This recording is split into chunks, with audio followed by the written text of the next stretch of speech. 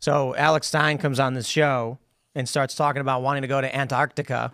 And I asked the audience, I said, you know, look, it's your guys' memberships that help fund Timcast, the Culture War, the morning show, and all that stuff. Should we send Alex Stein to Antarctica to prove that the Earth is indeed not flat and it's not an ice wall? 99% said yes. It's $30,000. And I said, okay, Alex, when are you going to Antarctica? So answer the question. Well, you know, I guess today we'll make that decision live on the show.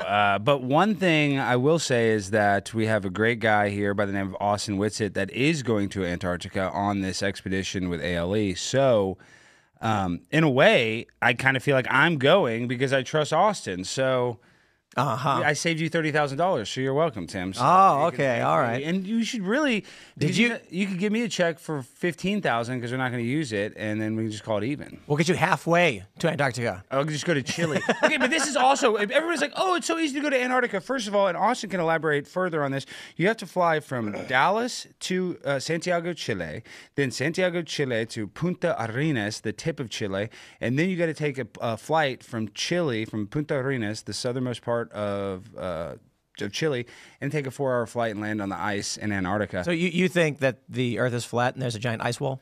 I do not believe in the heliocentric model that they described. Heliocentric. Well, obviously the Earth is, you know, there's mountains, there's valleys. No, but heliocentric means that the sun is... Excuse me, I'm a geocentrist. I don't believe in that. The Earth could still be round. Yeah, theoretically, that's what... Okay, all right. So this is... We're going to... half the chat is like, you're all stupid, and the other half is like, LOL. So let's do a round of introductions for everybody before we just jump right into the debate. Sir, would you like to start with your credentials, who you are, what do you do? My name is Robert Sungenis, and I've written many books, half of them on science, and one of them is called Galileo Was Wrong, the Church Was Right. Really? That's a 3-volume... 2,200-page thing. So we cover the history, the ecclesiastics, the science, and anything else that's available to talk about. So that's one of my claims to fame. And the other is we put out a movie in 2014 called The Principle. I don't know if you've heard of it or not. You haven't heard of it? No, I've not heard of it. This is yours. Oh, all right. Tim, you need to watch that documentary. Oh, yeah? It's a very good documentary. Is it on like Amazon or any streaming service? It's on streaming. You can buy it on Amazon. You can buy it from okay, cool. We can put it on afterwards. We'll put it on. Sure. Yeah. Because we don't have a DVD player. Oh, okay. Nobody does anymore. Right. All right, so it should be interesting. That was a theatrical release. Oh, okay, in cool. 2014, we started in Chicago, went to L.A., and then 15 more cities in the U.S. It was on AMC, Regal Cinemas. Oh, wow. So it was a big deal, but it got shot down, and it became a flop because we had a lot of enemies. Do you want to pull your mic up a little bit closer? Sure. Just, point it upwards. Right. We'll get into all of that. So you're a doctor, though. I think that's important, right? You have credentials. Yeah, I have credentials. There you go. All of them are in theology. Oh, excellent. But I was a physics major in college, too, so I know some of the science. Oh, very, very nice. All right, sir. How about you, good sir? I hear you're going to Antarctica? Yeah. My name's Austin Whitsitt. I run the channel Whitsitt Gets It.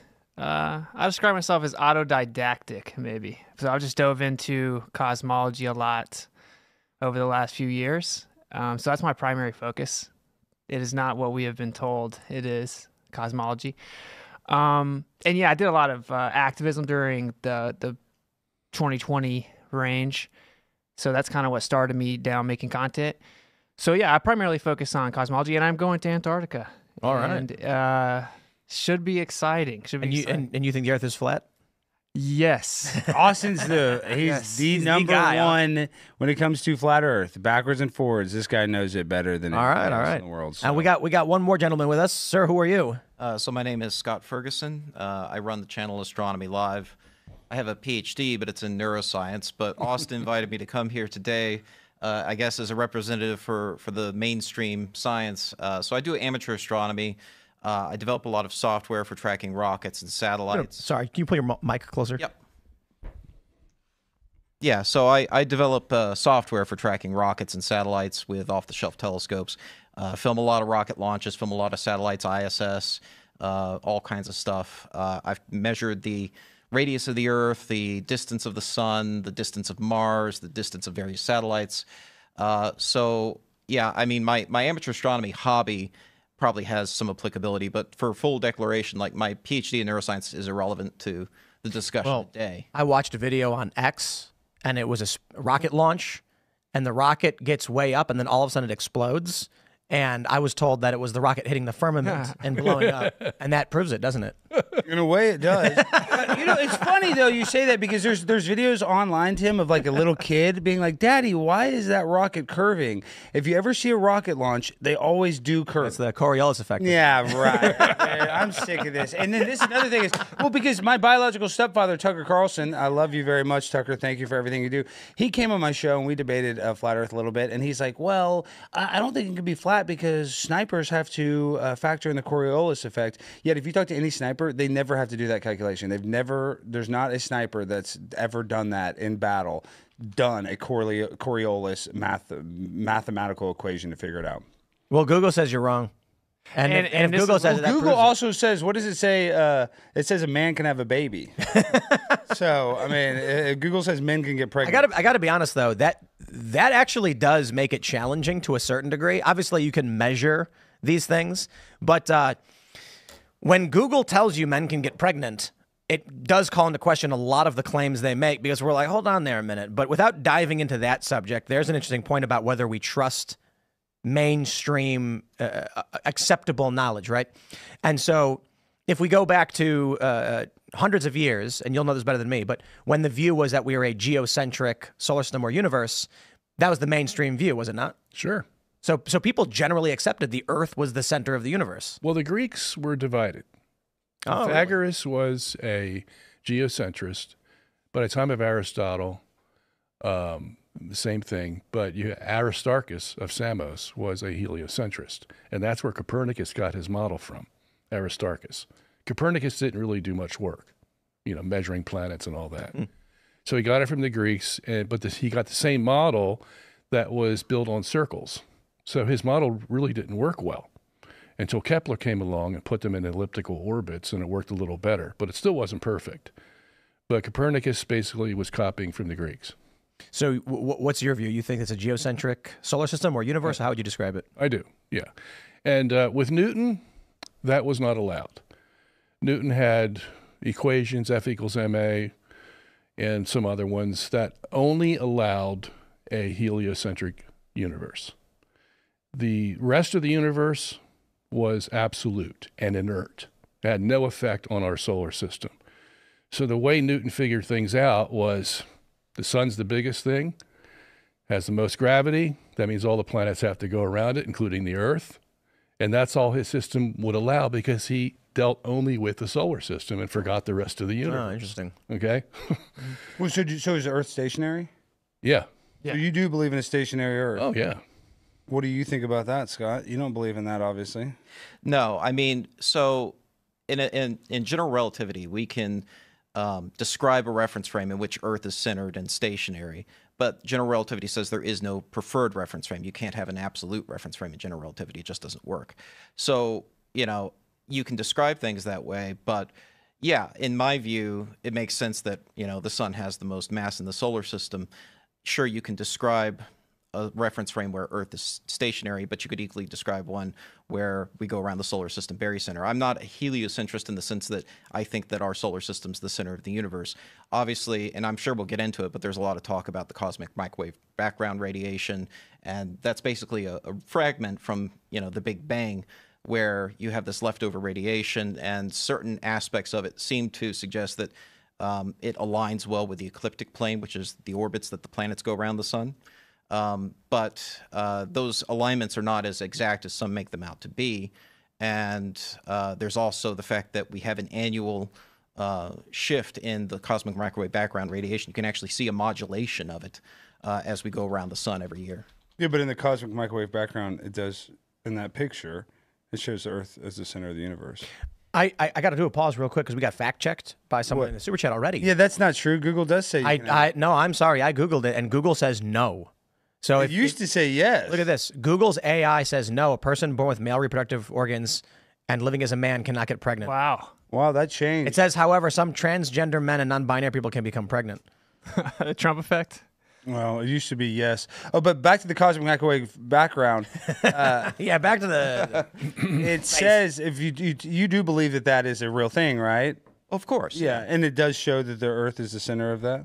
Well, what it shows is it shows certain alignments, but they're off by anywhere from 8 to 17 degrees if you convert it to ecliptic coordinates. So if you the cosmic That's not microwave much. background- I mean, you're making it sound like that's a whole big deal. It's not much. But I because think- you have the quadrupole, the octopole, the axis of evil, three that are different, and so they're going to be shooting up in different But directions. those are all different from each other as well. They're all yeah, about but 8 to but they're 17 not different in degrees. the sense that they're looking at a different microwave radiation. They're just modulating it differently because now you have 8 harmonic. But I'm saying they're not all co-aligned. They're off by 8 to 17 degrees. I mean, it's Yeah, but it's the an middle of interesting that coincidence, 8 to but it's 17 not- degrees is the axis of evil. Right. That's the issue. what is that? The axis of evil is a term given to one of those directions that is aligned almost exactly with our ecliptic plane, 23.5 degrees. Okay, so if you're supposed to be out there in the remote recesses of space, like the Big Bangers think, the Earth is just out there with everybody else. It has no significance, no speciality. How is this radiation aligned with the Earth-Sun ecliptic plane? When it's Accident? just Coincidence? But again, my point is the alignment is not that exact. The quadrupole is it's is enough for 23 the degrees from scientists to equator. say this is something. They called it evil. All right, let's make sure everyone understands it. So in the globe model, they say the Earth is tilted at 23.4 degrees. So And then it's- but real quick, sorry, Austin's about to go on a very good rant, and we need to let him talk. But when you say that tilt, Tim, 23.4 degrees, subtract that from 100. What is that? 90. Subtract Excuse me, from from a 90 degree degrees. angle. What is that? 23.4, 66.6. 6. 666. And then how fast is the Earth orbiting the sun, Austin? 66,600 miles per hour.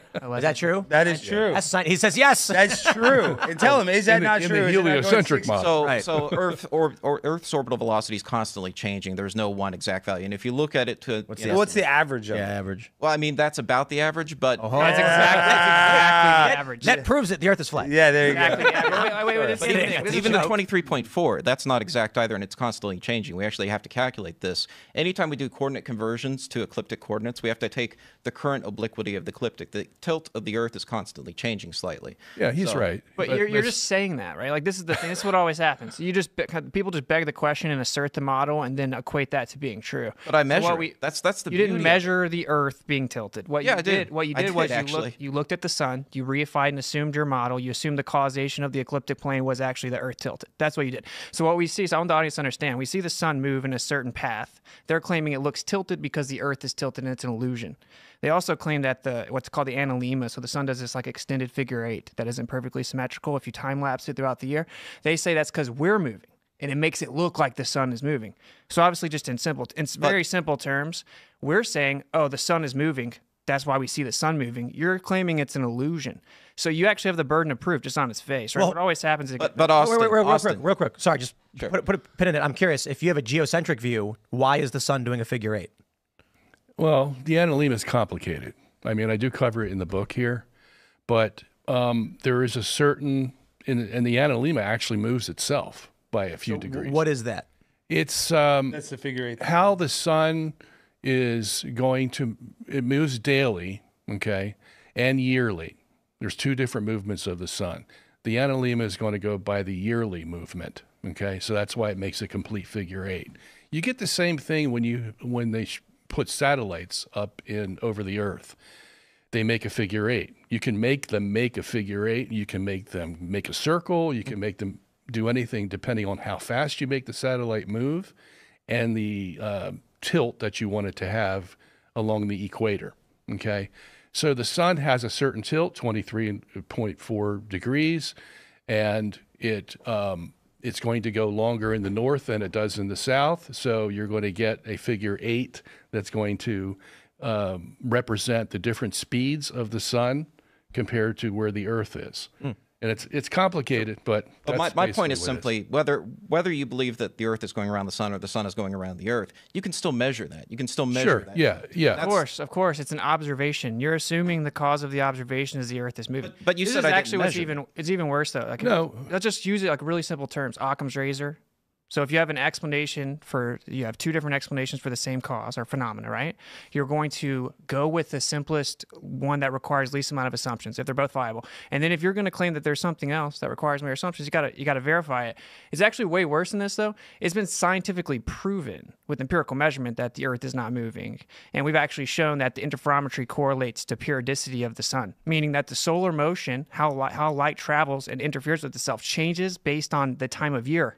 So it is empirically proven that the Earth is not moving. So not only do we not just grant it to you, right? Because you're just saying the model as if it's true. Yeah, I think he understands that. And I want to take off from where you left off with general relativity and then go back to his point, if you don't mind. It might take me a couple minutes, but so you admit with general relativity that the sun can go around the Earth or the Earth can go around the sun, right? You can describe it that way. Well, I mean, Einstein it has did to say be that. real for you to describe it that way. I mean, in other words, you just can't say it's possible. I mean, we could have one of those scenarios as the true system, correct? No, Why? you can't have either scenario because it doesn't have a preferred frame of reference. What's it? Meaning general relativity. General relativity doesn't allow you to have. Okay, an but here's the absolute frame of point I was reference. trying to make before. Whereas Newton would only allow a heliocentric system, general relativity allows both a geocentric and a heliocentric system.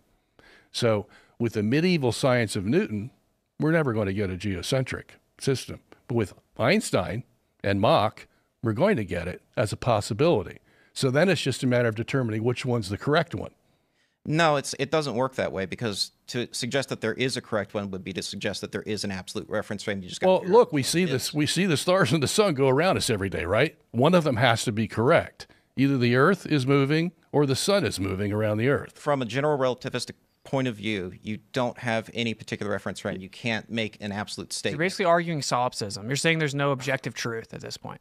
According to general relativity, there is no absolute reference General frame. relativity doesn't make philosophical no. claims about objective truth. But from our perspective, you're saying that the reference point of how we see the stars and everything moving is the sun is the reference point. We are going around it. That's how we perceive the universe. That is a useful, that is a useful reference frame in a lot of circumstances. There are some reference frames, like if I'm measuring the motion of a satellite, the first reference frame I'm using is actually one that has my telescope at the center of the universe. And if I'm predicting a solar eclipse and predicting the path of a solar eclipse, I actually use the moon as the center of the universe. So I'm using a selenocentric reference frame. But that doesn't mean I believe that the moon literally is the center of the universe. Of course. That's also incorrect, actually. When we map out eclipses, we use ECEFs. We do not use we map out the eclipses with an Earth-centered, Earth-fixed system. Satellites use Earth-centered, Earth-fixed system. You have to actually transform it to an ECI. But Earth-centered. his point. Austin, that's not what I've done, though.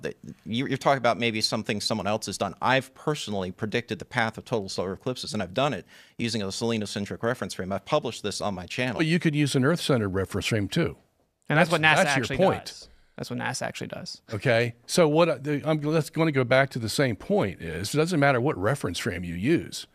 You see a reality when you look into the sky that something's going around something. Do you agree? You can't have them both going around each other. Why not? You can. I mean, general relativity says you can define whatever reference frame you want, and like I said, Yeah, but we depending on the deal circumstance, with the sometimes it's reality. useful to define it as the center of the telescope. Sometimes it's useful to define it as the solar system buried. Well, we understand what real you're saying. quick. It can be either way. Isn't it in the conventional model that everything is sort of going around each other? That two bodies impose gravitational pull on that's each other? how Newton got to the heliocentric version. He said that there's a center of mass between the sun and the Earth.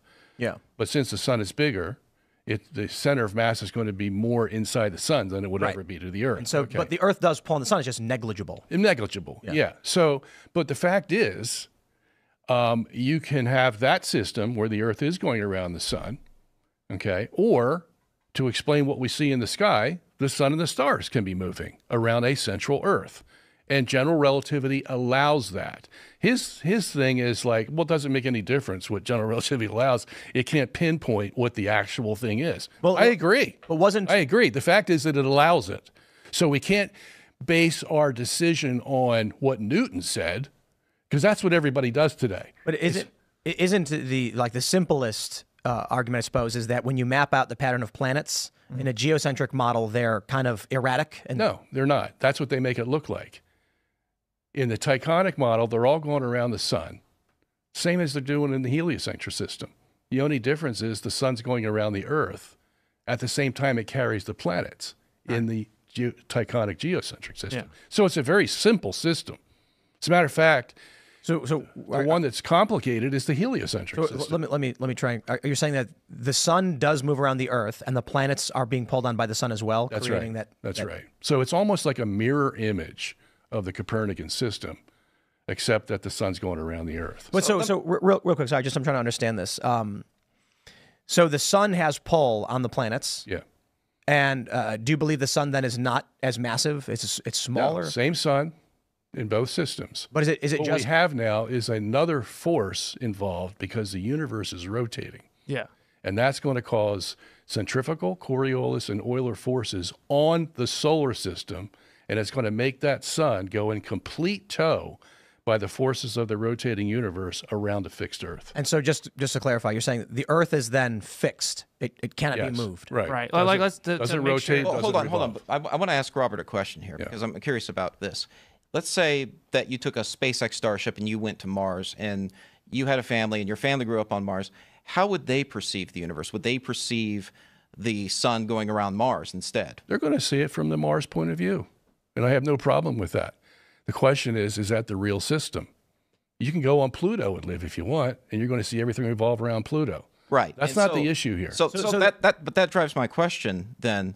What is your evidence that it is Earth as opposed to if you grew up on Mars, you would feel like it was Mars? We've done physical tests on the Earth. That's where Austin comes in. Yeah, That's where so I was going to go we've next. definitively proven it. We have Aries failure, stellar aberration. It doesn't change when you introduce an additional medium. We have Michelson-Morley, and we can get into all these, but interferometry, that was right. Then Michelson-Person matched the sidereal rotation. I'm not actually trying to scattergun. I want to make sure that the audience is following here. So we have Newton. You have the idea that the sun's really huge. It has the most gravity. The planets move around it, so it's logical that the Earth would also move around. So Austin, let me ask you a question. Just a sec. So then Mach came along and said, wait up, Newton didn't even think about the rest of the universe. He thought the sun was the center of the entire universe. So when we actually take his theory even and we apply it to a rotating universe, the angular momentum of that whole universe would outweigh any effect of the sun, and the Earth could be in the center. This spills over into relativity as well. Now, I actually reject all of this. I reject the claim sizes. I don't even believe in all that. But it's misinformation. It needs to be pointed out that even in the Newtonian and Einsteinian models, the Earth could be in the center. So what we need to do is go back to Earth, look at the actual test, the empirical evidence. What does the empirical evidence show? Instead of this woo-woo, we can't know the truth, it could be anything. What does that serve us? We did tests on the Earth that proved that the Earth is not moving. Well, let me go back to the very first test. Can I that you look that up? Like what were the studies? What were the tests? Well, let me go back to the first Aries one. failure. Aries failure. Aries. How do you AIRY. Now, Wikipedia is going to do what AIRY. Wikipedia does. Just so you know. I want to ask Austin this because, okay, so Aries failure. So for people who don't know, and I'm sure Tim's going to pull it up here in a second. But Flat it Earth involves- Wiki? Should I do that? Well, that's the debunk site, but it's good. that's It's the still first thing good. that It comes still out. can be good because all of them are going to say what's not true, which is very telling that it has to lie. So Aries failure, for those who don't know, I'm sure the audience may not be familiar with this, but it involves a telescope filled with water because light travels slower in water. Would you agree that light travels slower in water? Mm-hmm. Okay. So you have a water-filled telescope. The principle behind Aries failure, which, I mean, this experiment goes back, before Einstein. At that time, physicists believed in the ether, that light was entrained in this ether and that it was called the undulating theory of light, that light was traveling through the ether, a medium. They thought it was necessary. So basically, you have a water-filled telescope pointing at a star. Now, you have stellar aberration because light acts a bit like when you're running in the rain. If you accelerate, you have to tilt your umbrella down to catch the rain. And so starlight acts that way. As we go around the sun, the starlight is deflected slightly by Earth's orbital motion, at least in our model, right? And so if you point a telescope at a star, you have to correct for what we call stellar aberration, the deflection of that starlight. Now, if you fill that telescope with water, the thought was if the starlight is entrained in ether, and think of this as a medium that Earth is moving through around the solar system, then if you slow the light down, but if it's trapped in the ether, it's still going to have lateral motion in the telescope consistent with Earth's orbital motion, and that won't be affected by the water. Okay. No, let me finish. So what happens in reality is you have a photon of light entering the telescope, slowed down by the water, but the water doesn't have any preferential way of knowing, oh, this vector towards the bottom of the telescope, I'm going to slow it down in this direction, but I'm not going to slow it down laterally. It doesn't work like that. But it would have, at least in theory, if ether were real and it were entrained in the ether. The idea was it's still stuck in the ether. It's still going to have this lateral motion caused by Earth's orbital motion.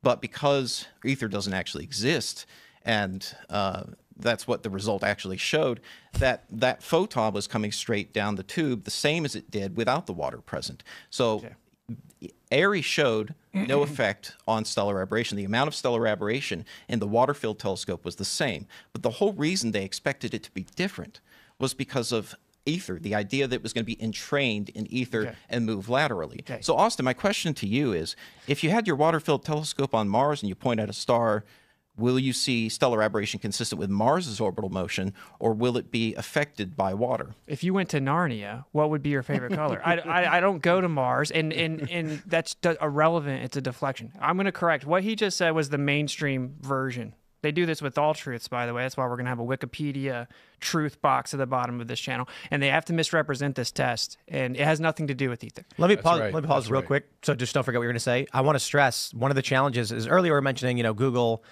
The argument was Google says men can get pregnant. Well, Google says it's not, but I will stress Wikipedia is full of lies. Yes. And so if you look up my wiki, it claims, and this is totally irrelevant to the conversation, but it's relevant to Wikipedia. At some point, they added that I was a proponent of and sought out ivermectin, which is just could not be more false. I argued against it to Joe Rogan on his own show. How they could put in something so false, and all of these editors are like, no, it's true. Tim Pool did this. And I'm like, watch the Rogan episode. I told him no. I said it doesn't work. That, whether you agree or disagree on any of the arguments being made on Flat Earth, presents a troubling scenario where the average person cannot figure out what is to be trusted. Tim, that's one of my favorite things about astronomy is anyone can look up. It is the most open science there is. There's no astronomical observation that proves heliocentrism. It all works from a stationary Earth. But I don't want the point to get lost. I don't want the point to get lost. You just went on a long time, and you just said, well, we can read in Wikipedia.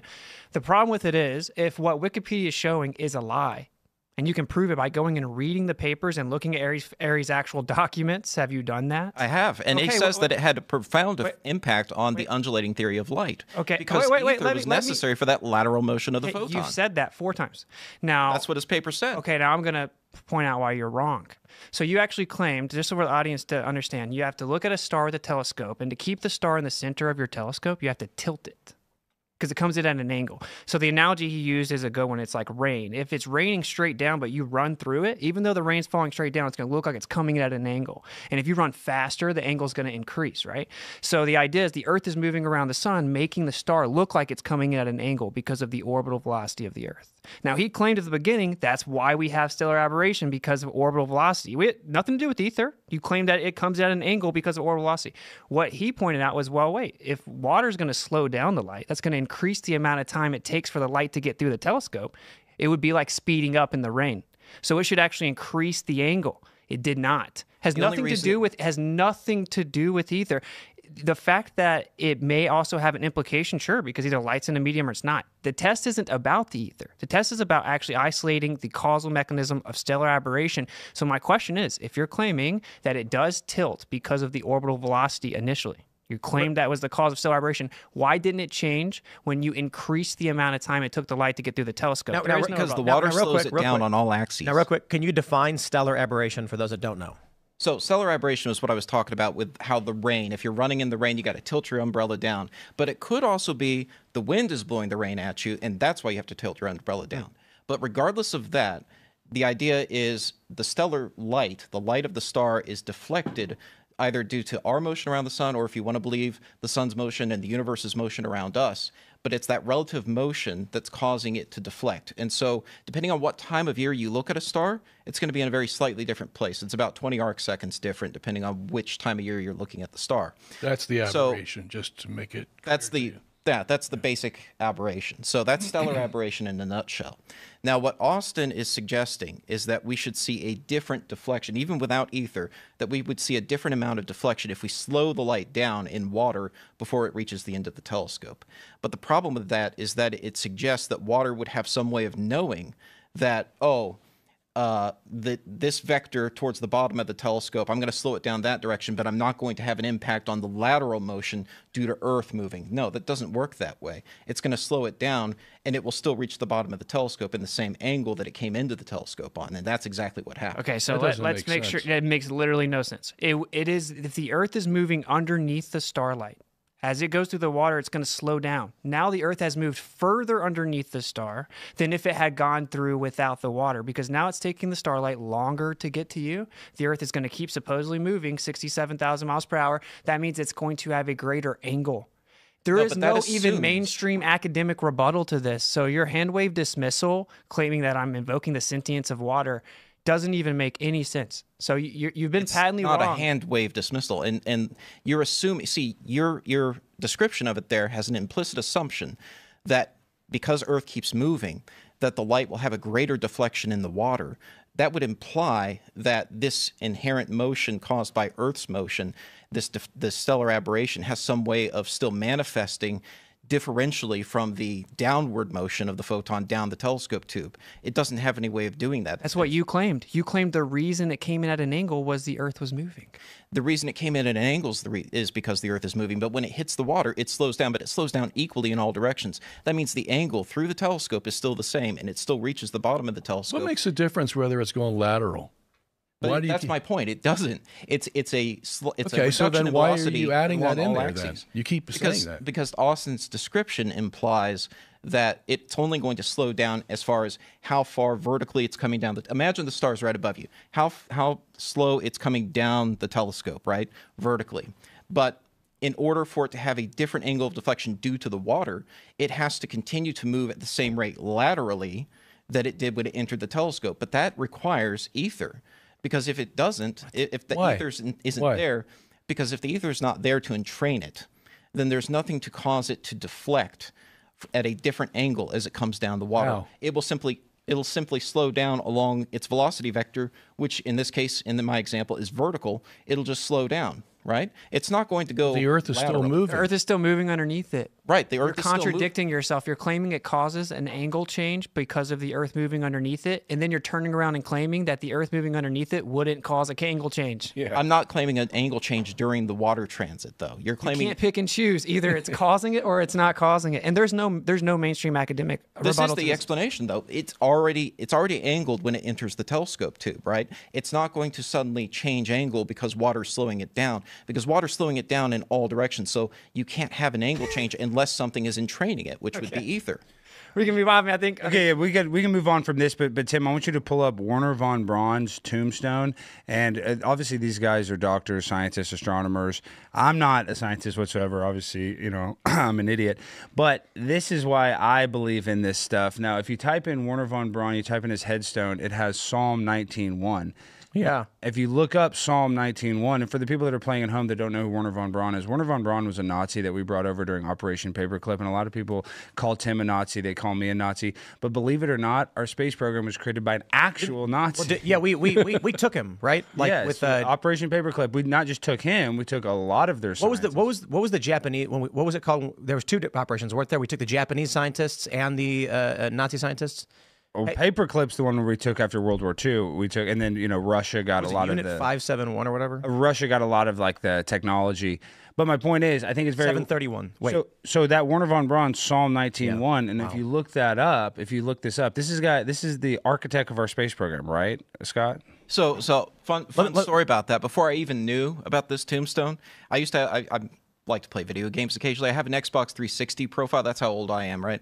And my old Xbox 360 profile, I'm a Christian. I had that same verse on my Xbox 360 profile, but it doesn't mean that I think that there's a physical dome. It refers that Let me read it. So, Werner von Braun, 1912, 1977, Psalms 19:1, which reads, "The heavens declare the glory of God, the skies proclaim the work of his hands." And in some translations, they refer to the heavens as the Well, firmament.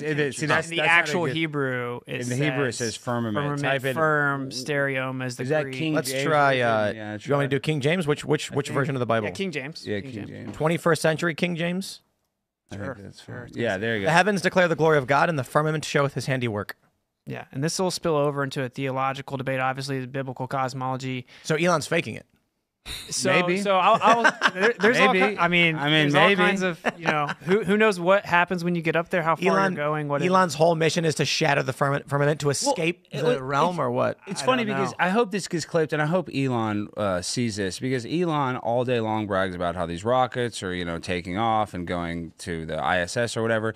Yet, Tim, this is a provable fact. The farthest that NASA has ever sent a rocket is the moon. 1969 through 1972, the Apollo moon missions that went through the Van Allen radiation belt, which that's a whole kit and caboodle. Like, how were we able to get this film through this deadly radiation back and forth?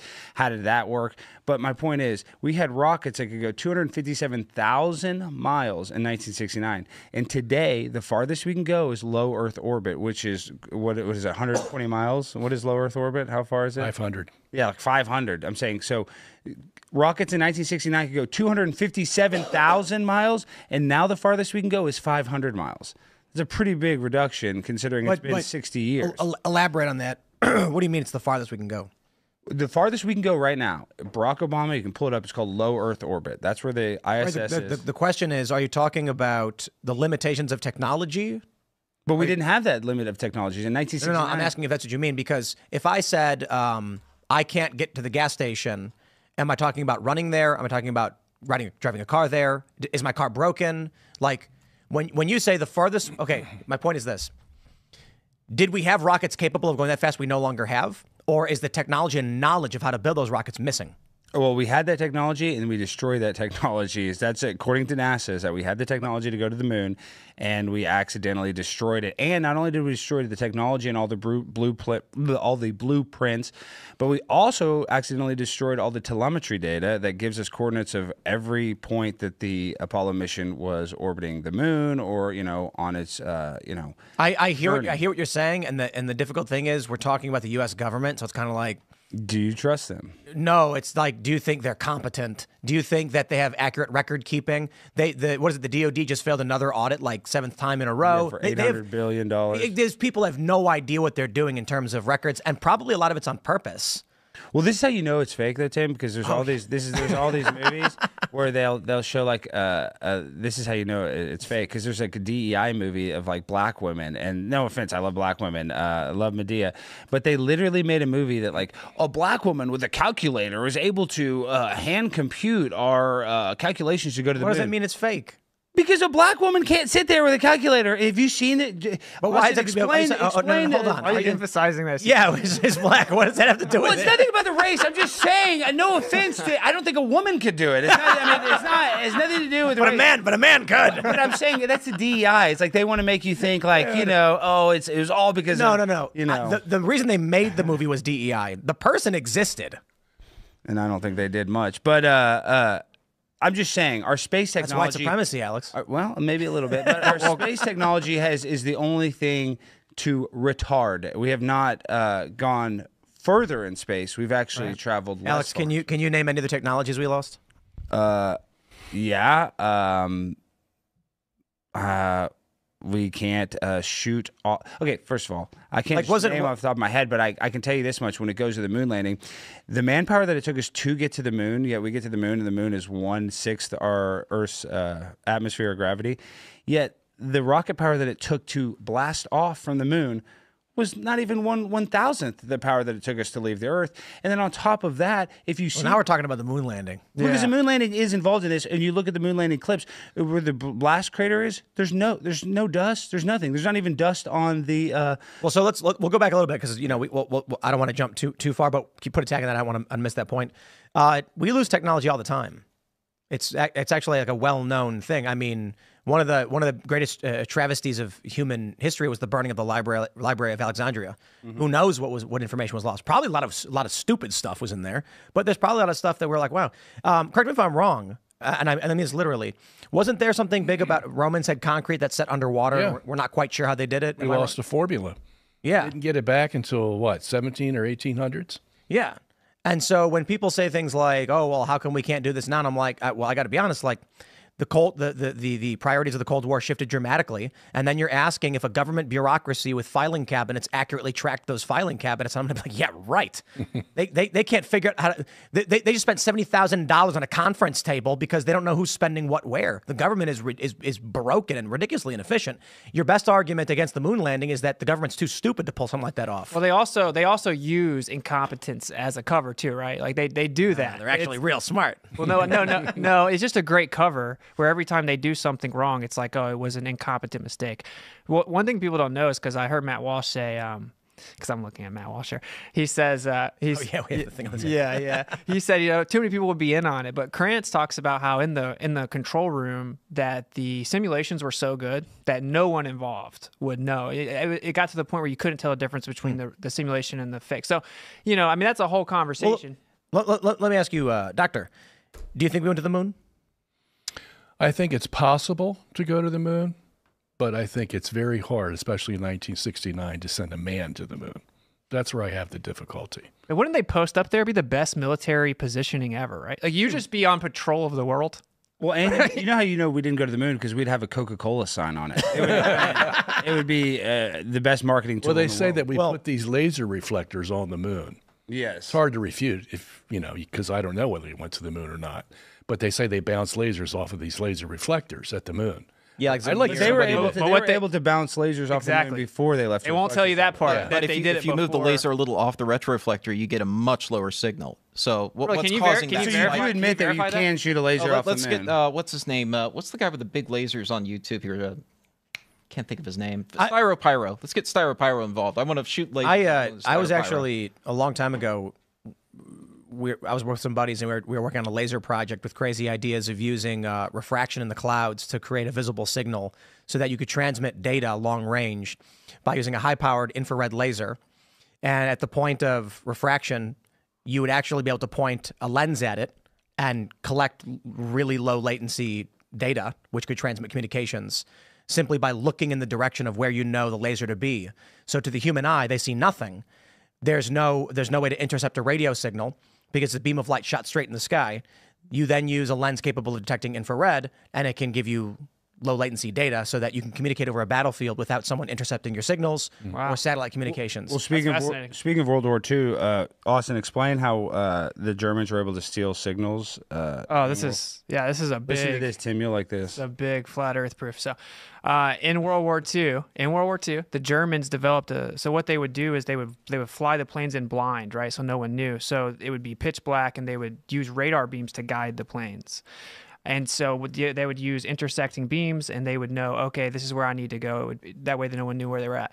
Then they thought, wait, we can do this kind of in reverse, and we can attack this way. We can show the plane where to drop the bomb if we actually intersect the beams. Once it gets there and it has a coherent signal, it'll know, oh, I dropped the bomb.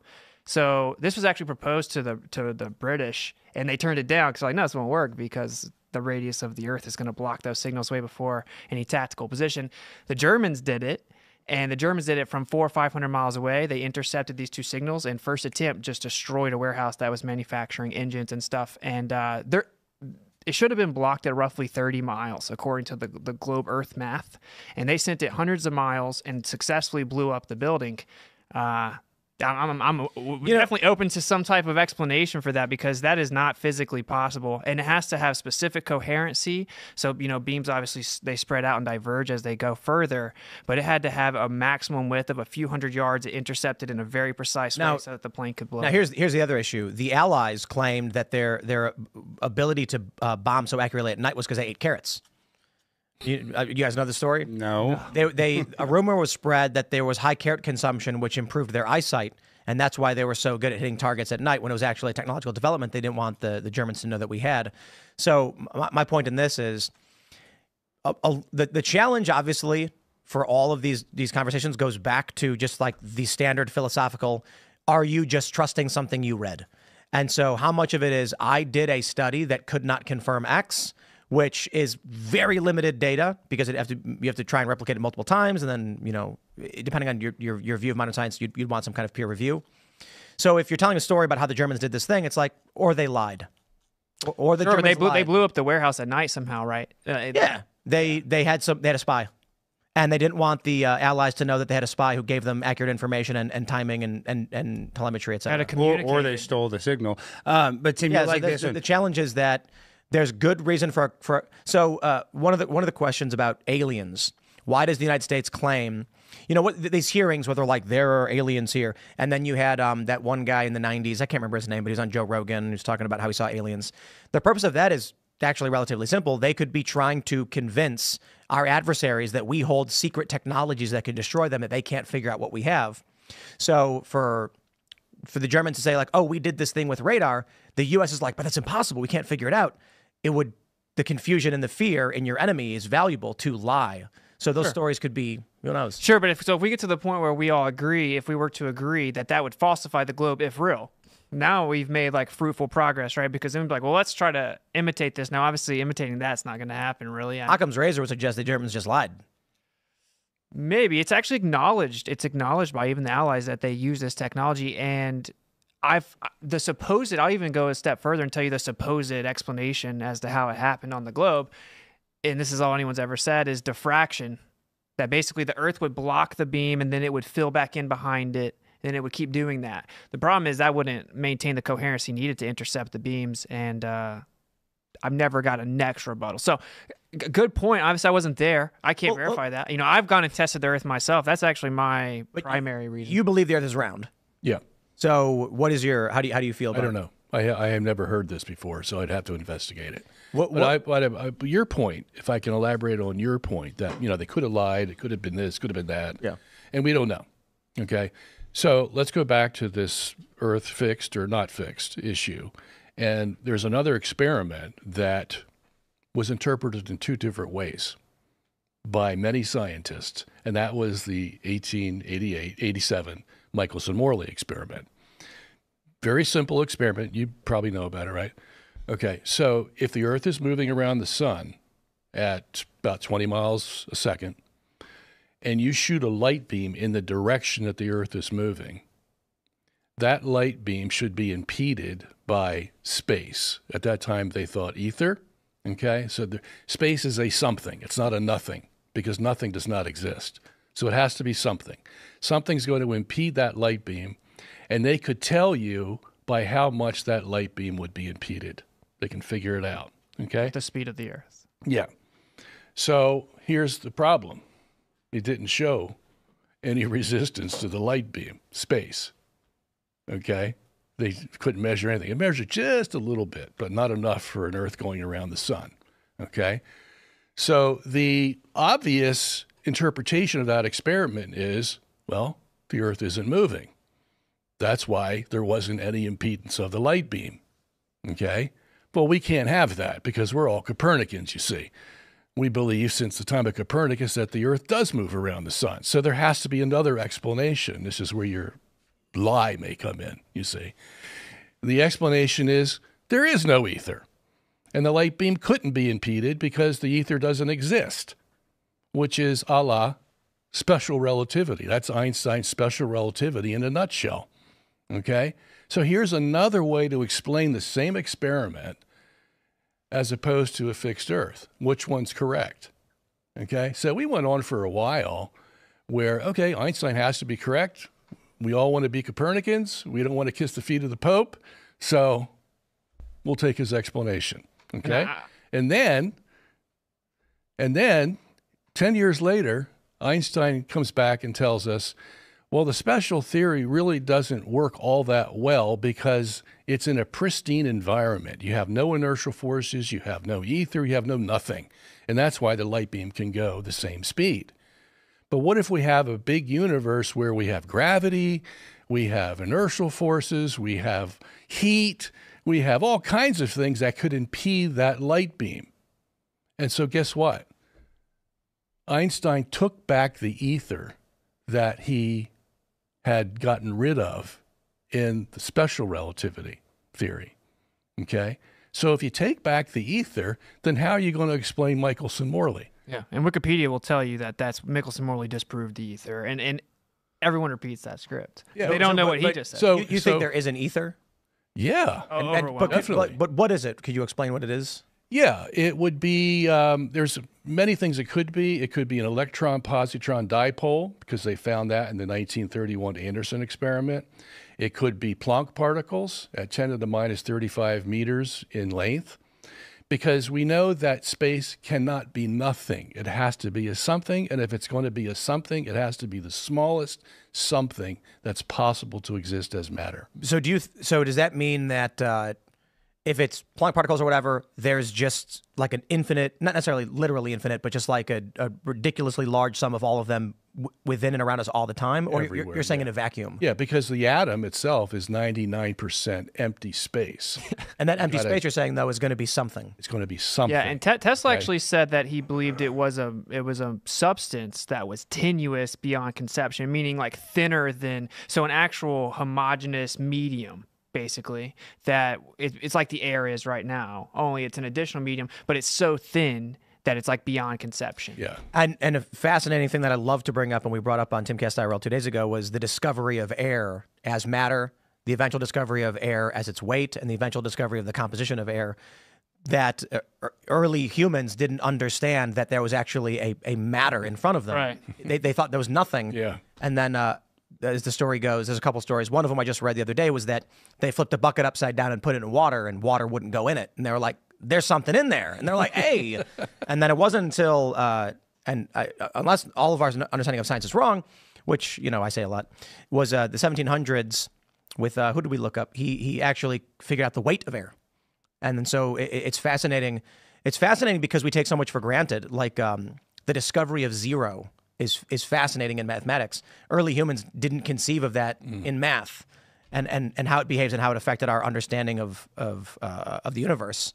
So, just simply put, to wrap that thought, there's so much we don't know that would dramatically change everything we think we know about the universe, which could happen as soon as humans discover another concept. Or, zero is kind of fascinating because it's so obvious to us now. It's just ingrained in us. Yeah, zero, right? But there were generations of civilization where they were like, huh? And then somebody went, dude, it was an Indian guy, and he was like, look at this. And then they were like, whoa, that makes sense. Cool stuff, huh? That's an important point, right? Is this like dogma is so antithetical to science or discovery and knowledge. Throughout all of history, someone's made a random discovery that shattered the current paradigm. Right? That's what happens. So every time the mob role ridicules those who point out that there may be alternative or the evidence doesn't match it. Until that happens, everyone switches overnight, right? So, let me ask you, how do you explain gravity? Gravity goes right back to the Planck particle, I think. Now, there's a lot of theories out there about gravity. But if this book is 99% Planck particle and, whatever paper's made of. But you just wood mean pulp. ether. You could say ether. I mean, we But could do use you that think term. it is Planck particle? I think, yeah, it has to Okay. be the smallest possible material substance that nature allows.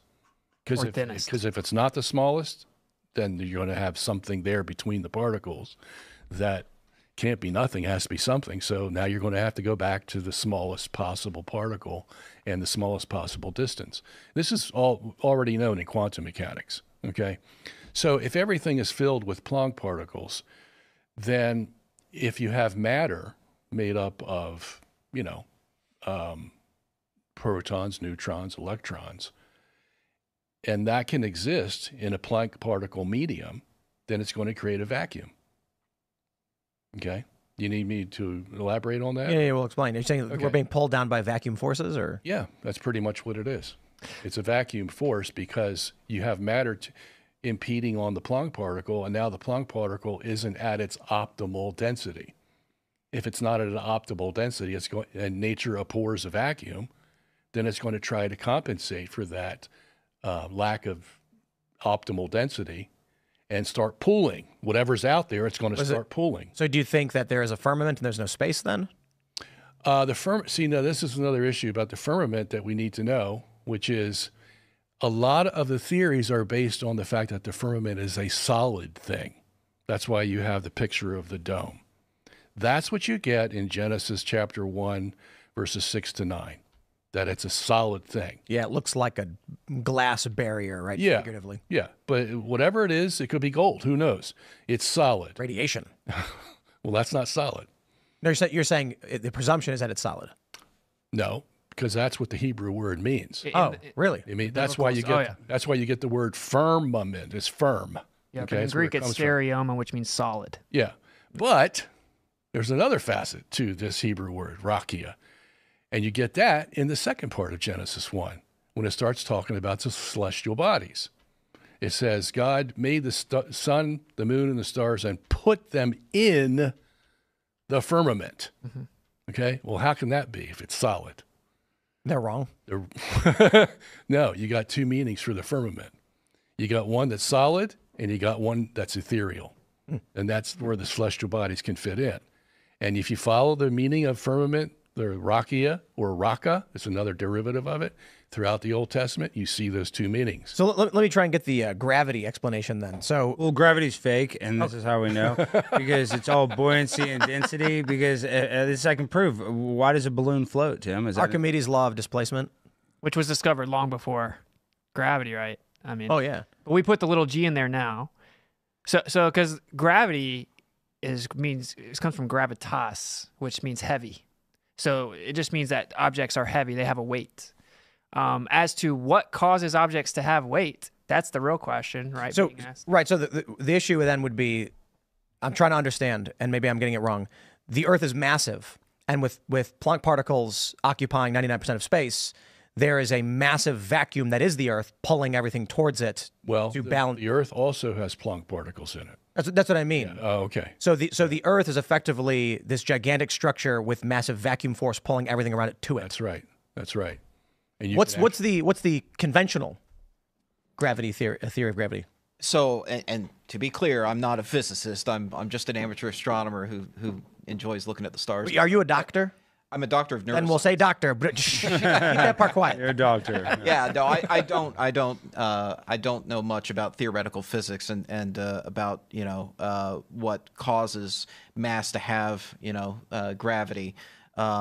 That's outside of my wheelhouse, to be honest. But Well, it's the theory of relativity. It says that gravity is the bending and warping of space. It's the effect of the bending and warping of space-time, and that it displaces the space-time, causes a gravity well, and basically objects fall inside this well.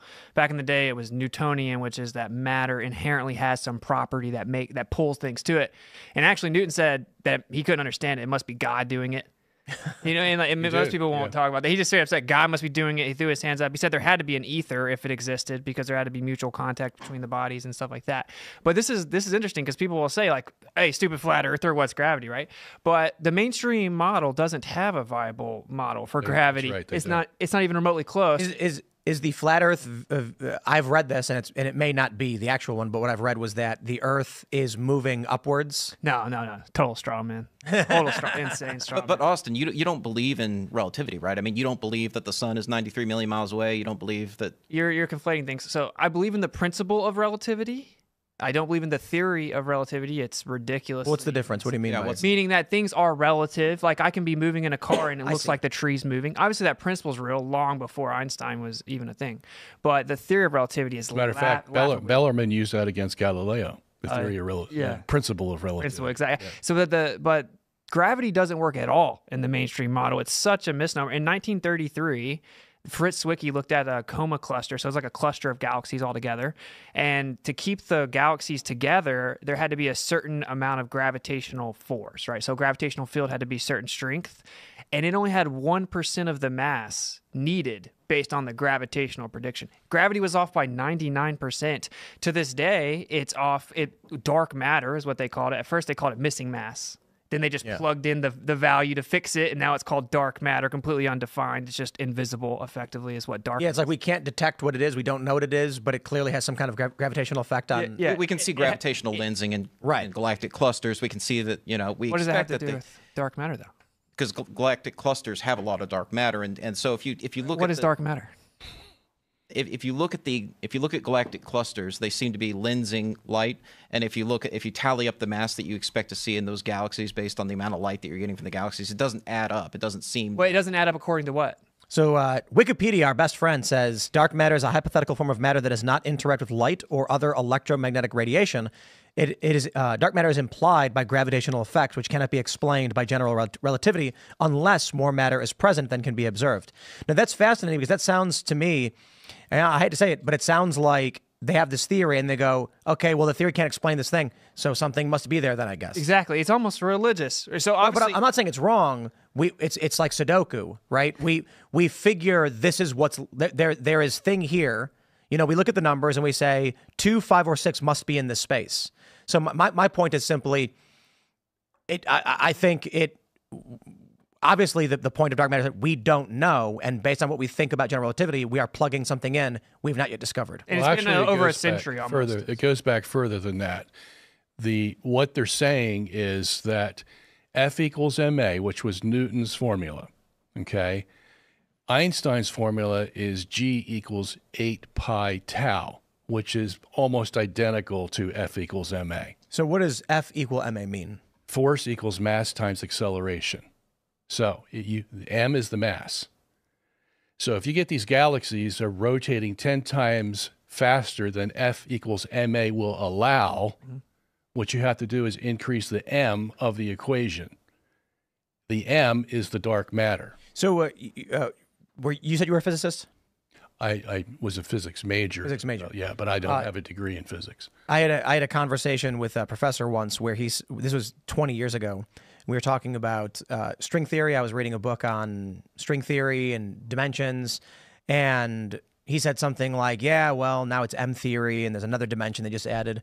And he was like, the issue is that it seems sometimes like a lot of these guys have dedicated their whole lives to the research of this unified theory where they're trying to figure out what's going on, and to learn that 30, 40 years of research may have been in the complete wrong direction would be emotionally shattering to these people. Yeah. So instead of saying, maybe I'm wrong, they say, add another dimension to make it work. Exactly. Yeah. Same with relativity. Actually, PhD physicist Robert Bennett, you know him, shout out to him. I talked to him quite a bit. He said, basically, it appears you're just going to have to wait for some of them to die. You know, like that's actually what I was told. This is a really fascinating conversation because I was reading a book on a couple different books on quantum theory and things like this, and what I was told was major shifts in science happen when generations of scientists die. Yep. Because they over a lifetime they develop a view of the world that they're emotionally attached to, and that's not an insult. And it's not to say that they're irrational or angry. It's that they see the world in this one way and they see all these pieces, and it's hard for them to turn around and look at something different. Someone who's young comes in and is navigating the space from a different perspective, and they might notice something. So when the older generation dies, I mean, this literally explains geocentrism and heliocentrism. There's a generational shift, and then people now viewed the universe and it became mainstream conventional that we orbit around the sun. When one generation goes, the new generation believes something totally different. Well, this is a major part of it that people need to understand. It's the Copernican principle. It's the idea that the Earth doesn't... That's what your movie's about. Yeah, that's what the principle is referring to, yeah. The Earth doesn't occupy a special or unique position. This is like a philosophy. It's that the idea that the universe is so huge that it's illogical to think the Earth... Let me give you a good example of how a scientist can be so biased when he's looking at that so-called evidence. Edwin Hubble, you've heard about him? Yeah, he has a telescope named after him. Yeah. Famous guy, famous astronomer, one of the most famous. We cover him in the movie, and in 1929, he used the Mount Wilson telescope in California, a 100-inch telescope. I mean, it's as big as this table. You could see galaxies for the first time in human history. Wow! So he saw them, but he saw something peculiar in these galaxies. And that was they all had a redshift of the light beams. What year was this? 1929. Yeah. Okay, and he wrote a book in 1937 describing all this called the observational, that's the key word, observational approach to cosmology. Okay, what do we see out there? How do we interpret it? Mm-hmm. Okay, so he sees the redshift of all these galaxies, no blue shifts. This looks like the Earth is in the center of the universe. He says it in the book. In every direction, you see a red shift. Right. So can you explain redshift? Yeah. When light travels, it can be disturbed, taken energy from it. And the light you see is going to shift more to the red end of the spectrum than it would to the blue end of the spectrum. Now, you know what light is because you see a rainbow. You see 7 colors. So it'll be like seeing a rainbow with more red than usual. And so what does that imply? That implies if you get red shift from every angle you're looking at, okay, and you get no blue shifts, that means we, the observer, have to be in the center of it all. So I got a riddle for you guys. You are in a cabin with, how does this go? I'm going to ruin it. With 4 windows, and I'm ruining it. Let me look it up. Let me finish the story first. Finish the story. Okay. So he says, but we can't have this. This is horrible. This is horrific. We would only accept this as a last resort to explain the phenomena that the earth is in the center. So what do? Well, here's what we do. We get rid of the center. We get rid of the center, okay? That means we get rid of Euclidean geometry, and we make a balloon of the universe. A balloon has no center, just has a plastic surface, okay? We put the galaxies on the surface of this balloon, and then we blow the balloon up. So it gets wider and wider and wider. What's going to happen? Each galaxy is going to see the other galaxy move away from it, and what's it going to see? Redshift. So you're in a house with 4 walls facing south. You step outside and see a bear. What color is the bear? What? You are in a house with 4 walls facing south. Okay. You step outside and see a bear. What color is the bear? 4 walls facing south. You step outside and see a bear. What color is the bear? I don't know. Anybody? I believe it's 4 walls facing. Oh, yeah. Okay. What color is the bear? It's not white? Well, okay, it is white because you're at the North Pole. Exactly. The walls are facing south. All right.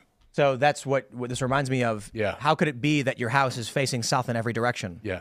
You're clearly on the North Pole. Yeah. The only direction you can go from there would be south. Perfect. I'm going to use that.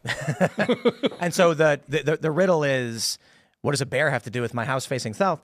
But if you actually break it down, you're like, how could your walls only face south? You're at the North Pole. The only bear that you're going to find up there, I don't even know if polar bears are at the North Pole, but whatever. Okay. That's so the let me joke. just put the finishing touch on this, the icing on the cake. So the guy, he says, we expand the balloon. You see redshift. We don't have any more Earth in the center. Problem solved. Okay. So Father Lemaitre comes along, Belgian priest, Catholic, and says, okay, let's do this. Let's reverse the expansion and make it go down to what happened at the beginning. And you can't define what happened at the beginning. That's why they call it a singularity. But they're figuring it took 13.78 billion years for it to start here, and then expand to the point where we see redshift everywhere, you see. And that's how you get out of an Earth-centered universe, by rearranging the universe into a Riemannian 2-dimensional balloon instead of a Euclidean geometry with a center. I think the argument they make is that the universe is expanding yeah. and we are not in the center of it, but is expanding. It's still expanding around us. Thus, you will see a redshift regardless. Yeah. So if you know the way you're describing it is if you're on this balloon, even if we were on the leftmost surface of it, as it's expanding, we're going to see things even right next to us redshifting as they're moving away from us. Yeah, but we're going to see blue shifts too. That's the issue. How would you see a blue shift? Because you're closer to the light now, and it's not going to have the same kind of stretching that it had when you were in the center. But it's still moving away from you. So no matter where you are on an expanding surface, everything's moving away from you. Very slowly. So you're Right. not going to get an intense redshift. It's going to shift to the blue end of the spectrum now. Or I don't think it wouldn't shift to blue. It would just be less red. Sure. It would be shift to blue. It has nowhere else to go. But if it's moving away from you, isn't it still going to be red? It's moving Blue- slowly away from you because you're near the edge. So why would that? So even if it's moving away from you, it could have a blue shift. No, it'll shift more to the blue end of the spectrum. It's not going to have the same amount of redshift. You I see what we're you're saying. talking Right, about right, degrees here. Yes, this yes, has actually yes. all been disproven too. You can look up like all the redshift anomalies. There are things that are way closer to things that are super far away. They have way more redshift though. Right. But so the universe is expanding. No. No, that's the philosophical assumption required to get rid of the idea the Earth could be in the center. Hubble actually said it was intolerable and horrific. It shows that it implies the Earth's in the center, akin to what everyone thought throughout mankind. But we're going to avoid that at all costs. Well, so if the universe isn't expanding, what explains the redshift? There are many theories, actually. There's a very simple one. When you have a galaxy out there and the light beam leaves the galaxy, the gravity of the galaxy is going to pull on that light beam, and it's going to turn it into a redshift. It's going to slow it down, effectively. Yeah. And there's something called the tired light theory, which is the idea that it attenuates proportionate to distance. So similar to how like a laser can't go as far through water as air, it attenuates, it gets absorbed into the medium. So that would do it. There's also Like light is passing through things that interfere. Yeah, it could be it. That was the first theory. Yeah, and I actually think that it's electromagnetic retardation. It's actually been shown that. But you can't say that. You don't believe that galaxies are millions of light years away to begin with. That doesn't matter at all. It does. No, it literally doesn't matter at all. It does. But why? Because you're talking about a light attenuating over great distance. Like, you don't even believe in those distances. Like, how do you even I don't know? believe in the medium either. You don't believe in ether? No. Well, okay. So now we're introducing a medium and maybe even another medium. And let's also introduce some plasma, because it's been proven in a lab, unlike your belief of redshift, that photons, quote unquote, which I won't get into that. They redshift through plasma. So you redshift through don't think plasma you can proportionate to the replicate medium. redshift? You don't think that you can get Doppler shift on a spacecraft traveling out from the Earth? Yeah, of course, with frequency, and then you get into like sound and light, and what's the difference between the two? You said you couldn't recreate it. Like, we can test redshift. No, what I said was your theory has been proven wrong, and the reason it's been proven wrong is because the observations don't actually match the theory. For example, quasars, supernova, and I could go on. When these are observed significantly closer to Earth in your paradigm, there's way more redshift than things that are further away. Also, the redshift isn't... Wait, you're saying that the quasars are further away than the galaxies? I'm saying that their model doesn't actually add up. That it's just based on. Yeah, I know, but you said it looks like it's far away, but it isn't. Now that's the theory that goes along with quasars being way far away and galaxies being rather close to us. And Halton Arp, you know. Yeah, Halton Arp. That's who I was about to plug. He's the one that said, no, that's not what's occurring. Exactly. What's occurring is the galaxies are creating the quasars, and they're right next to the galaxies. Right. And he actually showed filament between the two. Yeah. So the whole theory that the quasars are way far away and we see a greater redshift is false. Yeah, but because they just had to assume that, right? Because it had greater redshift. Yeah. But like Halton Arp, this is a perfect example of what happens. People call this science. It's basically a cult, though. Halton Arp was like revered, almost like completely respected astronomer, like world renowned, like had things named after him. And he comes out pointing out that redshift doesn't work. And he ends up writing a second follow-up called Seeing Red, which is a play on how he's like getting angry because he's being blacklisted. He gets blacklisted. He gets the right to actually use observatory telescopes revoked from him because he comes out and speaks out against redshift. That is not science. Well, it's because it's against the Big Bang. Yeah, it's a cult. It's a cult. And that's what the Copernican principle is. All the evidence shows the Earth is in the center. And no one knows any of this. It's been omitted from the consciousness of people. And then you get into the physical test, it just definitively proves it. I want to say something here that is a dimension of this that deals with my major study, which is theology. And that is this, that if the Earth is in the center of the universe, that means somebody had to put it there, because it's not going to get there by time and chance. Is that, would some argue then that you are incentivized to push theories towards the idea of a geocentric universe? I would never do that. Well, I would say what I'm trying to say is I would go by the evidence. If the evidence supports that theory, we went through Michelson-Morley, we went through Airy, we went through the cosmic microwave background radiation, we went through Hubble's Big Bang universe, where that came from. That's enough for me to say I don't have a bias because the evidence supports what I just said. Now, Tim, can you flip it around, though? Now, flip around what you just asked him. Could it be said that people have a bias against the idea of intelligent design, therefore exclude the possibility of geocentrism? Because that is very clearly what is happening. Stephen Hawking literally says, I can't disprove geocentrism. I reject it on grounds of modesty. Hubble calls it intolerable and horrific. Lawrence Krauss says it's coming back to haunt us. The Copernican principle is coming back to haunt us in his film. There is a bias against intelligent design, similar to how modern academia is overwhelmingly drowning in liberalism. Yeah. Well, modern academia in terms of science is drowning in atheism. And it actually implements philosophical bias at this point, and they can't have a creator. Well, I would say that even in the mainstream model, you still need a creator, right? But it doesn't matter. The point is, like, you see that every atheist I've ever talked to, I said, so if the Earth were in the center, let's say hypothetically, do you agree that it had to be put there? None of them deny that it drastically increases the chances of intelligent design at the least, right? Because if it's in the center of the whole universe. And in Scientific American, it says 90% of the major scientists are atheists. There you go. So there's your incentive. Yep. Tim, I sent you a video because we were talking about so much scientific stuff. I want to talk about maybe a little less scientific stuff. I sent you a video on X where you're from Chicago, and you know this, Tim. You can go out there, and this is because I got to shut down Bob, even though I like you, Bob. If you go out there, if you pull up that video, you pull up that video. If you look across Lake Michigan, Tim, you can see the entire skyline of Chicago. I sent it to you on X. Let me. What elevation, though? How high are those dunes? You're talking about being able to see it. How high? I just want to say real quick, there's this expanded flat Earth map that makes me wish the flat Earth stuff was real. You've seen this, I imagine, right? Yeah. The world beyond the ice wall. Mm-hmm. The idea being that the world as we know it is surrounded by this wall of ice, but outside of it are advanced civilizations. Yeah. And then there's another ring, and I'm like, that'd be so cool.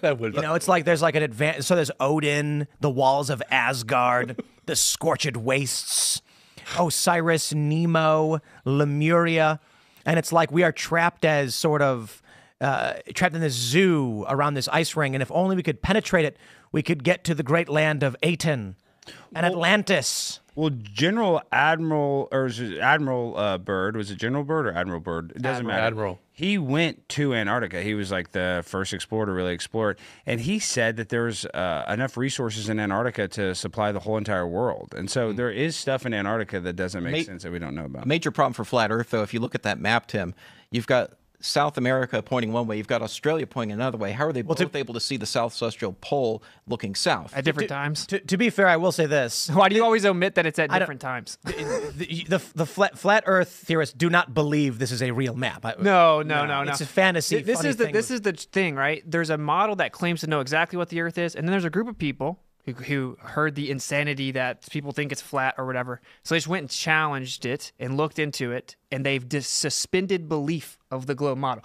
This definitive flat Earth model thing is not popular within people who would say that they are flat earthers. We don't know. We can't even privately explore it, right? The empirical measurement shows that the Earth is not curving at the rate that they say, and we don't need Chicago. You can see Canigou Mountains from 160 miles away. Which the globe predicts. It literally does, and it literally does. It literally does. You can go check it out. So is this the elevation of? Is this an inaccurate depiction or? Inaccurate. Straw man.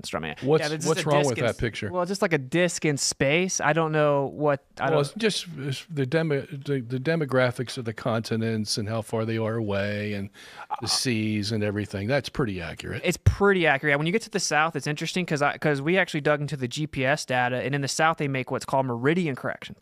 So they actually are pulling out land, like distance, out of the meridians, in between the meridians. Which you have to. Whenever you flatten a globe, you have to do that. Well, what I'm saying is, if it's really a globe, right, then we wouldn't have to do that for the actual raw GPS data, but they do. They also make SAGNet corrections, which is another falsification of relativity. Well, that should tell you that the GPS is based on a globe Earth. Well, of course, but the point is that they have to run it through corrections to get the final longitude output, which shouldn't happen. And this is what I want to point out, though. Like, there are physical tests that show that the Earth's not curving at the rate that they say that it is. So the Earth is measured flat. I wonder if we could all agree on this, that flat Earth is actually the default position, because it's always flipped around, right? Well, the horizon's horizontal. When we build things in civil engineering, we actually use plane survey. We do it flat. We connect horizontal. So bridges, runways, railways, canals, when we fly planes, all aviation, we have to treat the Earth like it's flat. Sea level, elevation is a distance above that. Whenever we actually got the latitude system, we took elevation angles to Polaris from a flat horizontal baseline that extended all the way to the zenith. That doesn't prove anything. No, well, it just proves that map works. Trilateration only works on the globe, though. You can only get your position from the globe. Like you have to actually know the orbits of the satellites. But there is no satellites. I have a No, there are satellites. Satellites disprove heliocentrism, and the actual path is nothing more than a projection. So I have a quick question. It was very rudimentary. Not going to get into deep science or anything. I once flew to New Zealand, and I'm looking at these flat Earth maps, and I'm like, I can't quite explain the path of the flight as it pertains to the flight I actually went on. So I know which direction we left from the airport, and I know I did not fly north or westward. you're over water the whole time? Most Yeah. of the time? Yeah. And so that would imply that after we flew south beyond the visual, the ability to identify any landmass, the plane then hooked right. So it implies that when I flew from New York to Los Angeles to New Zealand, and I got these maybe these maps are inaccurate representations of what flat earthers believe, but if I left from Los Angeles and we started flying south, which we did, as soon as we left the visual area so that no one on the plane could identify it, the plane then turns right. So it flies straight down and then hooks right instead of just flying straight to New Zealand. I don't believe that happened. Well, planes are always making corrections based on cardinal direction. So you're not going to be able to tell in a plane, but I can tell that we didn't fly west or north. And so when we departed, we were flying south. If you left South America and went to New Zealand, you could go there on a globe map straight to New Zealand. If you turn that into a flat Earth map, the flat Earth map would require you to dip down to make like a semicircle and then go up to New Zealand. That's a fact. well, yeah, there are many paths that make more sense on, like, say, the azimuthal projection than the globe, and they claim all kinds of things. They didn't stop for gas or whatever. And I'll make it very clear, actually, I don't claim definitive projections. If we've been misled about the nature of the Earth, which I think the evidence is overwhelming that we have been, it would be very naive to think that we have a perfect depiction of the very thing that we were misled about. Of course we don't. Now, in the North, or 90% of the world population here, we have a better grasp of it, but it's just a projection thing. And bringing up the satellite thing, that's kind of like a misnomer that, like, satellites can't exist on a flat Earth. Actually, satellites, for one, disprove heliocentrism, because they actually have to account for inertial forces. They account for centrifugal forces, which are considered fictitious and pseudo forces in your paradigm. They can't exist.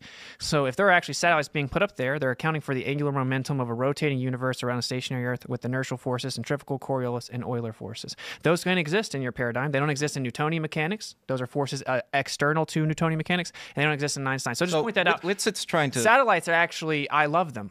This idea that I'm scared of satellites. Well, I see Starlinks. I watch mini launches. I don't have a problem with it. I have a Starlink. You know, I haven't set up the internet yet, but I have one. How do they stay up there? Well, that's the equations. The physics and equations say they're using the spinning universe. That's what is factually in the equations. It says that it uses centrifugal force. So, like, if you had a ball tied to a rope and you spin it, right, it's going to keep going in a circle because you're pulling it, but the ball has a tendency to move out away from you. It's going to keep going around because you're pulling it. That's called centrifugal force. They have to account for this and the real Coriolis force, which is like an inward centripetal force, so a radially inward force, for the satellite equations. According to the heliocentric model, there is no such thing. That shouldn't. How would they stay above a flat? They're on balloons. Type in satellites on balloons. I'm telling you, they're not all on balloons. They're not all on balloons, but there's satellites that were on balloons. Yeah, it was called Samsung. Project Loon. I'm just saying. So Google they say Google there's launched satellites. a bunch of balloons carrying internet nodes. Exactly. So they could float over I'm the saying. earth. So the that's not a military- the conspiracy. I'm just military saying also they has use them. balloons, and NASA is the user. So more Elon's helium actually than- just launching balloons, but putting on You a can show. type in. No, you no, can I type in don't NASA. They do balloon launches. Literally, I know. type in. Yeah, they Right. can do that if it's low Earth orbit. But if you have a weather satellite that's out there at 22,200 miles, you're not going to get a balloon out there. See, I totally disavow those distance claims, and because the way that they do it, they take the signal and that's cool. So what equation do you use to determine the distance? Parallax. You just use simple trigonometry. It's basic trigonometry. Really? So what's the length of your baseline? Well, let's see. For space station, it was 760 meters. 760 meter baseline to determine the distance to the space station. Yep. Okay, and so you're saying it's impossible for the ISS to move over a plane? What does that have to do with me measuring the distance? You can assume it's a plane. You can assume it's a globe. Well, earlier you said trilateration was impossible. Trilateration is about you finding your location. I'm Right. talking about measuring the altitude of the Which space you need station. your location. So that you need your location. I just know the baseline. Right. Yeah. Okay. So you need your location. That's the prerequisite. So the point I was making is I don't believe when he claims something's 22,000 miles away. I don't believe that. But he can, I don't. The moon right? is to 240,000 miles away. Yeah, see, I definitely don't believe that. And but this is the thing. The way that they get the distances, they actually use, of course, the equation for speed, and they assume the medium, the propagation rate of light, and they get how long it takes, the duration of signal to get there, right? And then they plug it into the assumption of the speed of light relative to the vacuum, and then they're going to supposedly get their distance. I disavow those assumptions. I don't think that's true. Well, you guys are all wrong. The Earth is clearly hollow and flat. It's a donut.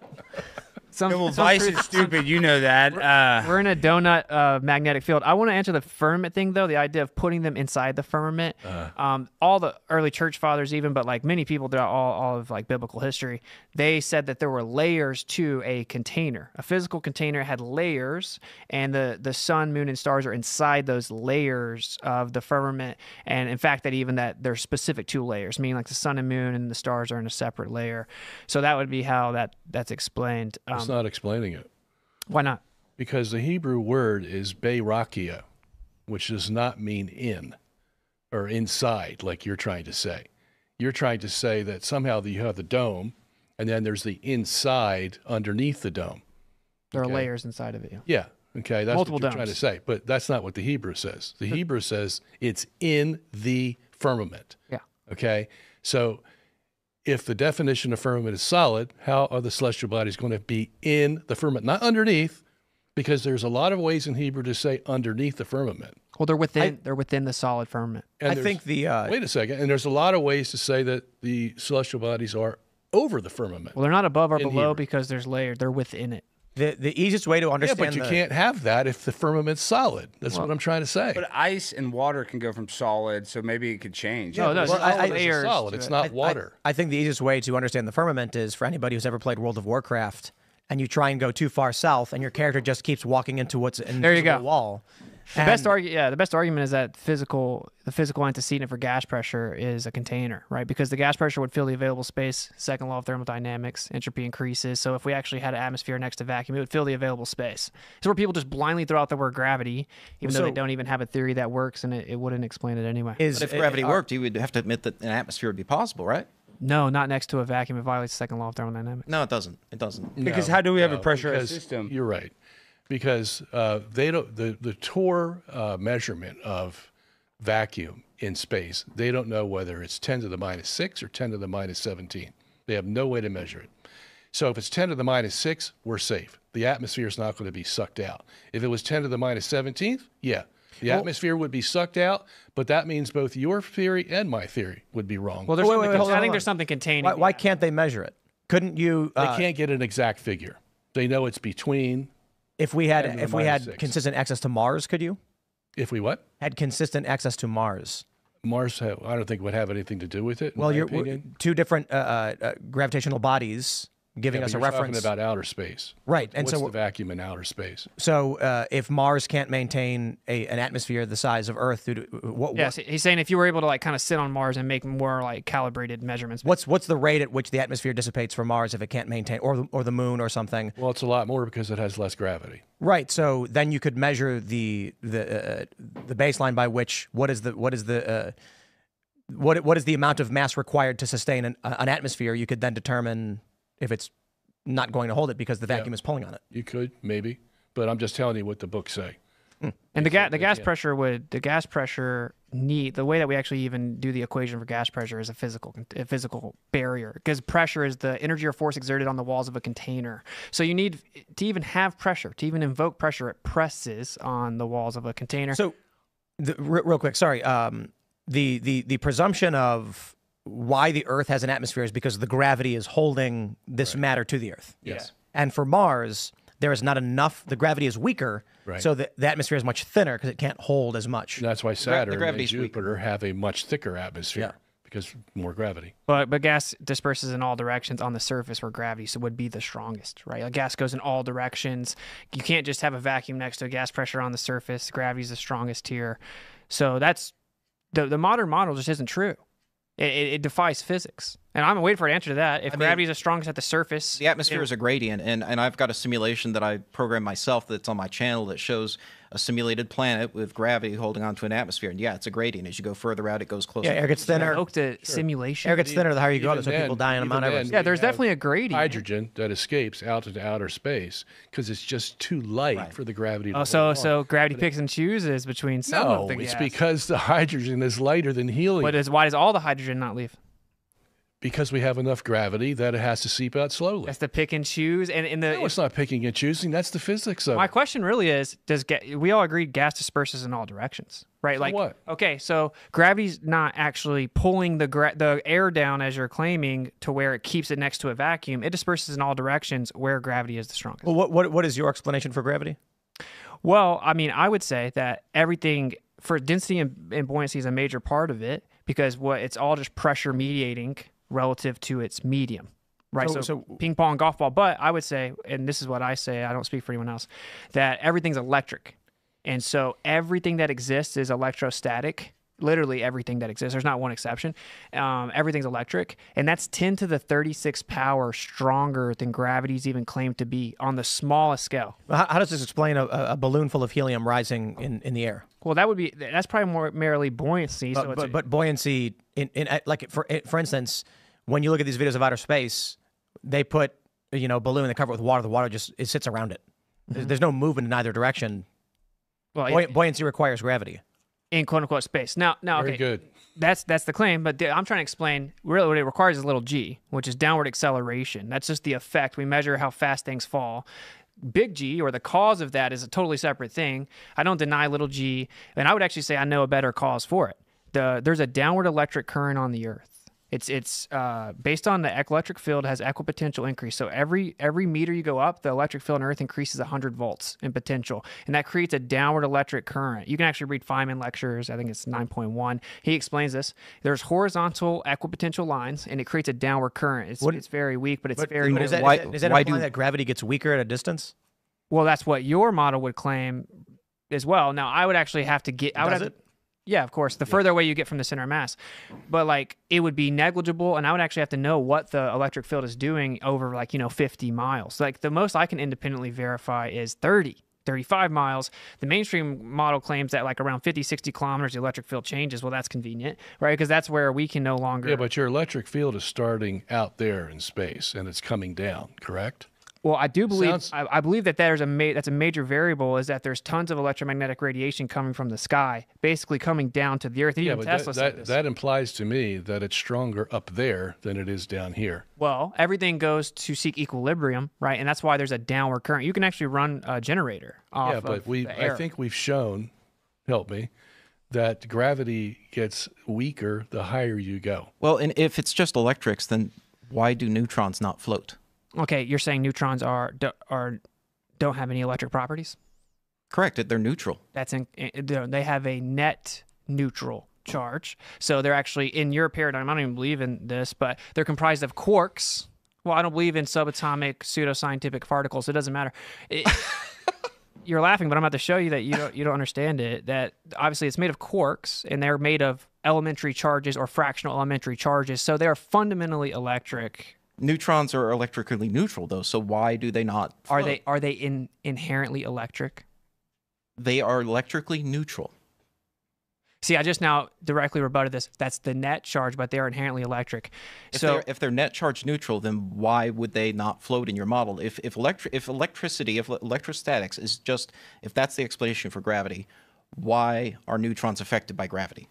Okay, because this is your model of neutrons and that they're material. All material is electrostatic, and you tried to bring up neutrons, and that's what anyone can ever bring up because they think it has no charge. You're wrong. It actually does have charge. Everything does. Everything's electric. That's the true unified theory. They can't invoke this though because it's going to start to have ether and geocentrism pop back in. But the point is, all molecular and intermolecular attractive forces are electrostatic in nature. What that means is all molecules in the world that are held together in any piece of matter, you name it, rubber, sand, glass, wood, name anything in the world, it's held together by electrostatics. Yeah, but how does that prove gravity, though? Well, see, I don't have to prove a replacement for gravity. I'm stating a fact, which is Yeah, well, we agree with that. It's all electrostatic. and think about this. I have well, no what, problem with well, it. what is weight? It's weight equals mg. Because you're actually asking me to explain what causes weight. When you ask me about gravity, you have a different idea that everyone's antipodal and omnidirectional, and there needs to be a force pulling me on a sphere that's flying around the sun. I don't believe in that. I'm just going to state the facts that there's weight, and what is it? It's mass times quote unquote gravity, right? Little g. That's how fast things fall. So what is mass? It's volume times density. That's what it is. So then what is density? Density is the compactness of matter. Right? So what's the cause of density? Whatever's holding the matter together with a certain compactness, we know that is electrostatics. The actual primary cause of density. How does that prove gravity, though? No, it's explaining what weight is. That's all you're asking when you ask, what is gravity? We were talking about weight. Because now I would actually say, You got two balls, A and B. Okay? Both are held together electrostatically. We agree with that. Yeah. But why is A attracting B, and why is B attracting A? Oh, well, that's a claim, and you would maybe have to invoke Cavendish. Cavendish is the only thing even claimed to supposedly show that. Well, it hasn't been disproven. Well, so that's why we do it. So Cavendish is, you can't actually eliminate the variable of electrostatics in that test. I'm not. I'm just saying the balls attracting each other. Yeah. Okay. Yeah, because of electric variables. So, and this is even well known in But mainstream. you have to prove that. No, I'm going to explain it. In mainstream, it's actually known. Even when you put Faraday material in between the balls in a Faraday cage and ground the entire system, it still actually has electromagnetic variables that are affecting the balls. This is well known. And then Cavendish actually, right, didn't even account for electrostatics at all, supposedly ran across his yard with a telescope and saw it kind of jiggle a little bit, and then knew the density and weight of Earth by assuming and reifying the sphere. All this comes to is people wanted the Earth to be a sphere, they presupposed it, they built a model around it based on what they saw, then they wanted the Earth to be a sphere that's moving around the sun, and they built a model around it. If it's true that the satellite can be at 22,000 miles, I know you don't believe that, but could it take a picture of the Earth and show that it was Absolutely. spherical? Yeah, absolutely. But Okay, the 500-mile satellites most of them are about 500 miles above the Earth. They're going around the Earth at a pretty rapid clip. Yeah. And they're taking pictures of the Earth. Now, what I've heard the flat earthers say is that, first of all, there's no satellites, so there's no pictures taken. And then when NASA comes back with the pictures are a little distorted because the satellite, being only 500 miles up, can't take a picture of the whole Earth, obviously. It can only take a picture of a small section, and then it moves on, and it takes a picture of another section, and it moves on, takes a picture of another section, okay? And then it brings all these sections back, and you have to put them all together. And that's hard to do. Why? Because you're making pictures of a circle. And if you have circles that you're taking pictures of, you're not going to have square pictures. You're going to have peels, like an orange peel. And then you got to put all these peels together.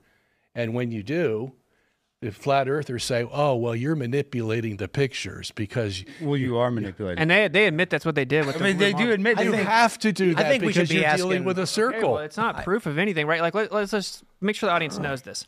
The first wallpaper on the first generation of iPhone was the blue marble, right? Does anyone remember the first? It was just the blue. yeah. So everyone saw this picture, right? And I would just assume that's a picture of the Earth from space. It was not, though. It was literally fake. And Robert Simmons, who worked for NASA, who actually did it. You can pull this You up. can pull it up. He'll straight up tell you. Robert Simmons, Blue Marble, NASA.gov.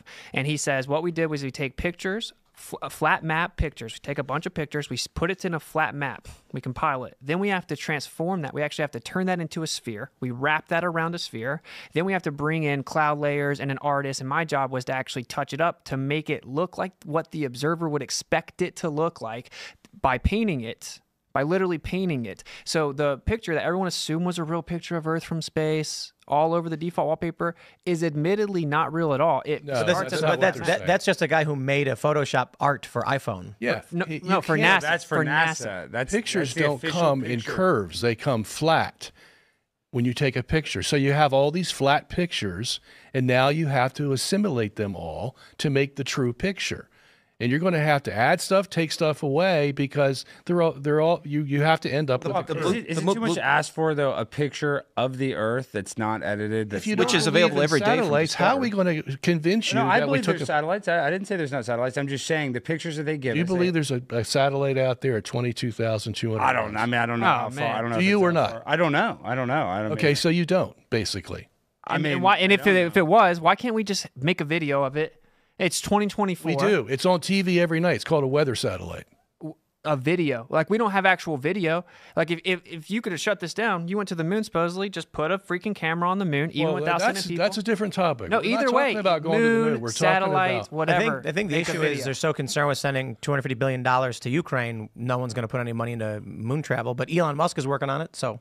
I mean, we're going to Discover Mars. takes Well, pictures first it of was the that Earth we're every going day. to the moon. Now we've skipped it over. They said they're going to go back to the moon for the last 20 years. For Artemis. Someone actually owes me like $25K because they didn't go by 2025. They were so confident. This happens regularly, and then everyone forgets. It gets lost. It gets memory hold. Who owes you that money?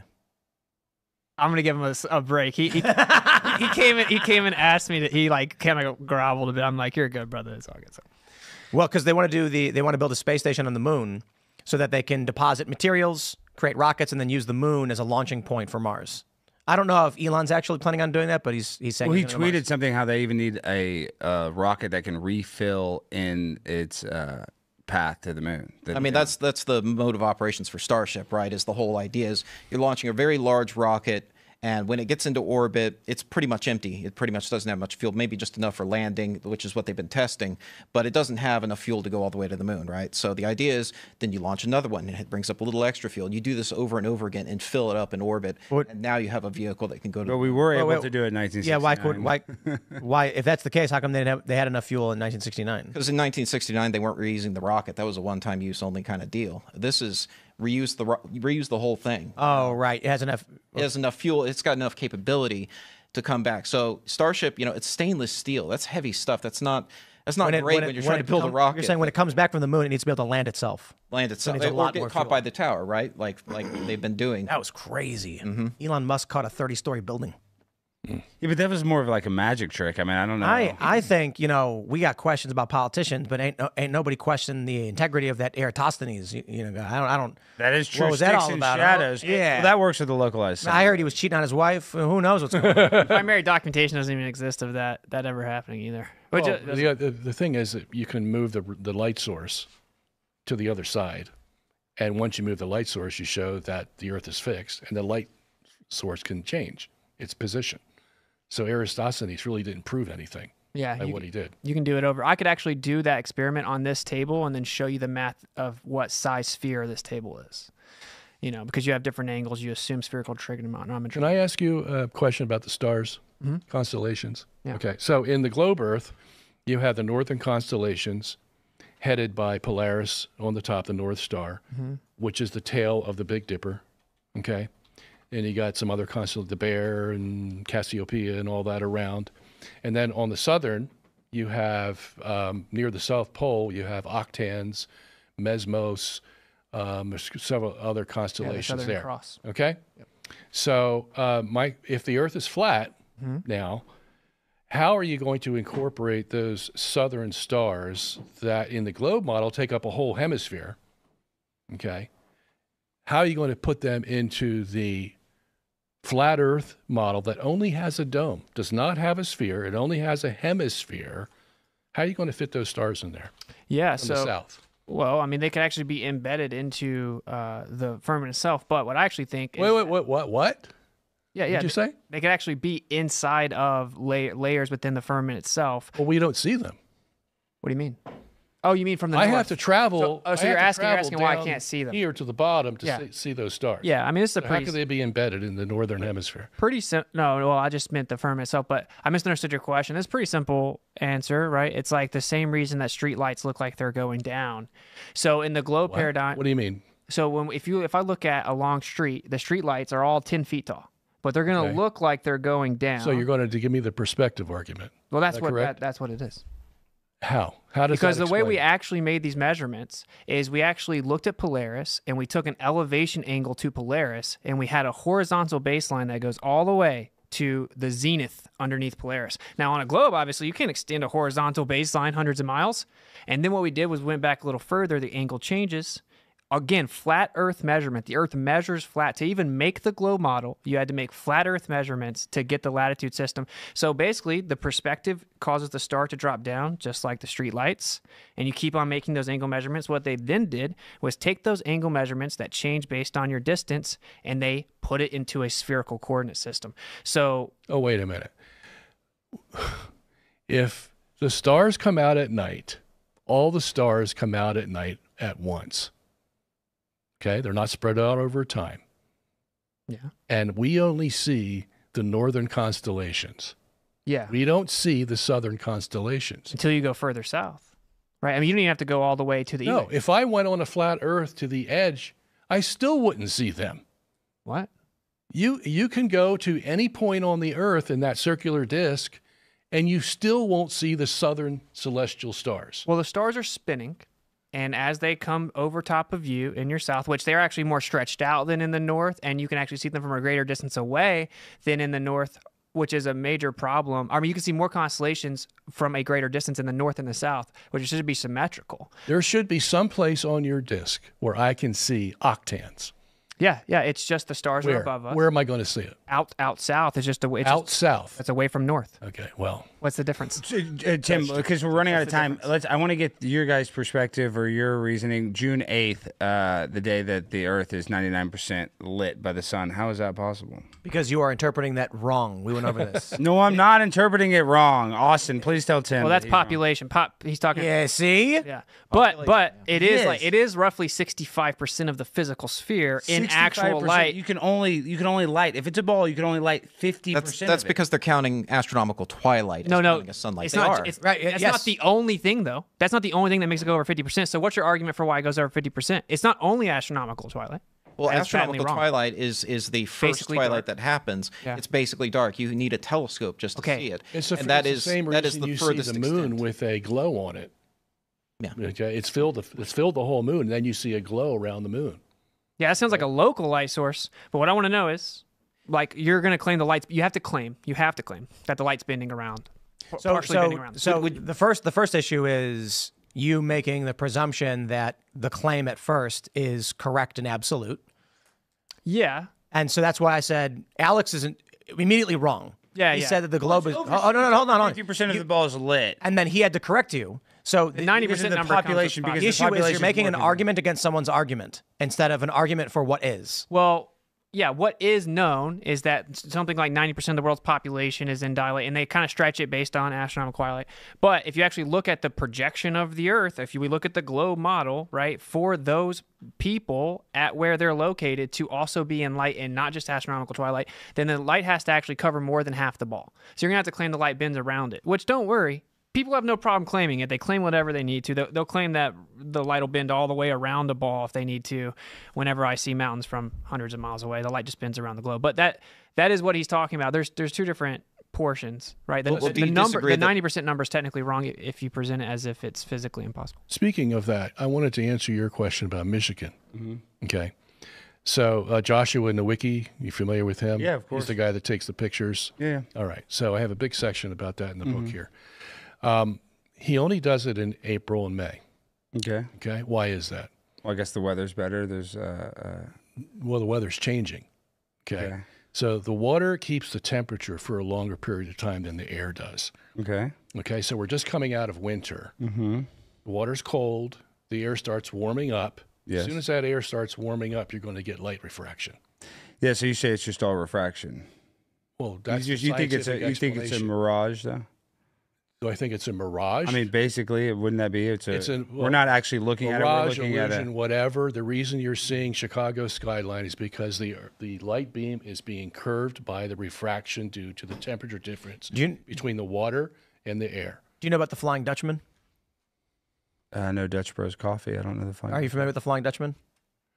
Tobacco. Is that a boat? The ship that was Yeah. So they would see ships flying above the water. Yeah. In the during the colonial period, and the legend emerged of the Flying Dutchman ghost ship. Yeah. It's just refraction of light made it appear that it was higher than it really was. And sometimes they really- were upside down. Yeah, but really what happens in those is actually the boat doesn't just get lifted because the water would have to get lifted too, right? Because there's light coming off the water. It's actually that there's like a reflective inferior situation that happens for Fata Morgana. It actually it reflects down, so it creates a mirror effect, so it makes it look like it's up in the sky, but it's actually not. I don't dispute optical effects. What I do dispute is just assuming that the sphere is a certain size, therefore it must bend this certain amount, because I went to that Chicago location, and there were wildfires in the west, coincidentally, so I couldn't see anything. Like, you couldn't even see like a mile. But I talked to all the locals. They said you see it throughout the year. They said it's very frequent, certainly at sunset, that you see Chicago. So it isn't just those couple months or anything. It happens regularly. And then there is an observation that you can predict years in advance, every year, 2 days a year. I think it's in September and February. In Canigou, right, in France, you can see the Canigou Mountains from a distance that should be impossible just using geometry on a globe. And based on that time of year, the sun sets behind the mountains and creates a silhouette. And you can guarantee see those mountains line of sight directly in front of you on that specific day. You can book your flight right now, unless it's like crazy. Yeah, but you know what? He has to assume that there's no refraction for that. The Flying Dutchman crew upgraded their ship to a cargo freighter. If your theory was correct, you should be able to get something as powerful as the Hubble Space Telescope, point it toward California, and you should be able to see some structure in California. No. Why not? I'll explain it. So like we'll actually use the Canigou explanation because it works perfectly. So before the sun goes behind Canigou, you can't see the mountains. You can't see them. You could only see the mountains once the sun gets behind it. Now, a lot of people would take that picture and say, see, this proves the globe. The mountains below the curve of the earth. But then the sun gets behind it, you can see the mountains. The reason you can't see the mountains at first is because of attenuation, right? Like the light gets absorbed by the medium and it can't make it to you. Once the sun gets behind it, now the intensity of light is so much greater, it can actually make it through the medium, right? So the rate of attenuation is not going to affect the image as much, and you're able to see it. Now, even in the globe paradigm, you would have to admit that. You would have to now say at just 150 miles, I can't see mountains that are in front of me because light gets attenuated and absorbed into the medium. So this idea that you can see, I have no problem with that. So you couldn't see across the world. The telescope doesn't actually fight attenuation, right? Like we can see stars because we're looking up through the thinnest part of the atmos. And even there, we actually have 1 to 2 degrees. We have almost a whole degree that we can't really know. Well, what's the farthest you think the Hubble telescope can see through atmosphere of the Earth? You mean like laterally, like horizontally? Yeah. Oh man, I don't know. It would few hundred miles, because we see a few hundred miles regularly. And Mount Wilson, if you got a higher elevation. How could you prove a flat Earth then, if you can only see a couple hundred miles? A few hundred. I mean, we have observations in planes with infrared where we've seen 5, 6. Within that range of 200 miles, would Hubble be able to see a sublimation of the Chicago skyline? It's all based on the attenuation of the atmos. It's always going to be based on the atmos. The light gets absorbed. The Canigou proves. Okay, so your answer is how light's affected, right? Yeah, that's what my answer to him but was. You're claiming it's bending at a certain rate. I'm just saying that light's attenuated. Okay, so I'll say it's attenuated and it's bending. But I can actually. How does that prove a flat Earth? Well, it doesn't. I can prove. Well, yeah, but you have to prove it, right? Like you can prove the rate at which it attenuates based on the actual medium. Based on the turbulence, the turbidity, and the actual so you have the third-party factors affecting how the light comes into your eye beam. How far it can get to you from. Okay, so how does that prove flat Earth? Oh, because we can make observations consistently, predict them in the future from hundreds of miles away, where the mountain should be miles at times, up to 2 miles below Earth curvature. I can book a flight. How could you prove that if light's attenuated and it bends? Well, the light attenuation is just proven by the fact you can't see the mountains till the sun sets behind it. That means it's the light's being affected somehow, right? It's being absorbed by the medium. Once the sun gets behind, the sun's so much brighter that it makes it through the medium. But you're claiming that it's bending, and that I can book my flight right now. You don't believe go in see light that reflection? mountain. Yeah, refraction. I do believe in refraction. You believe temperature can cause light refraction? In a singular medium, it can have effects. You can label it as refraction, but Snell's law is based on 2 medium, and this word's just thrown around. It's just thrown around. No one can show this in a lab. I keep asking, show me an equation, because according to you... Wait a minute. My question was, do you believe light refraction can be caused by a temperature difference between water and air?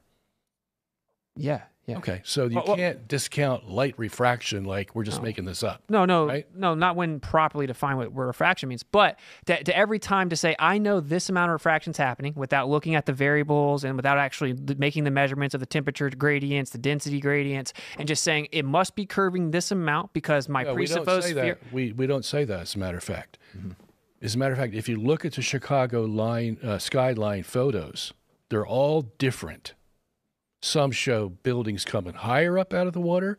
Some show buildings that are thinner than they really are.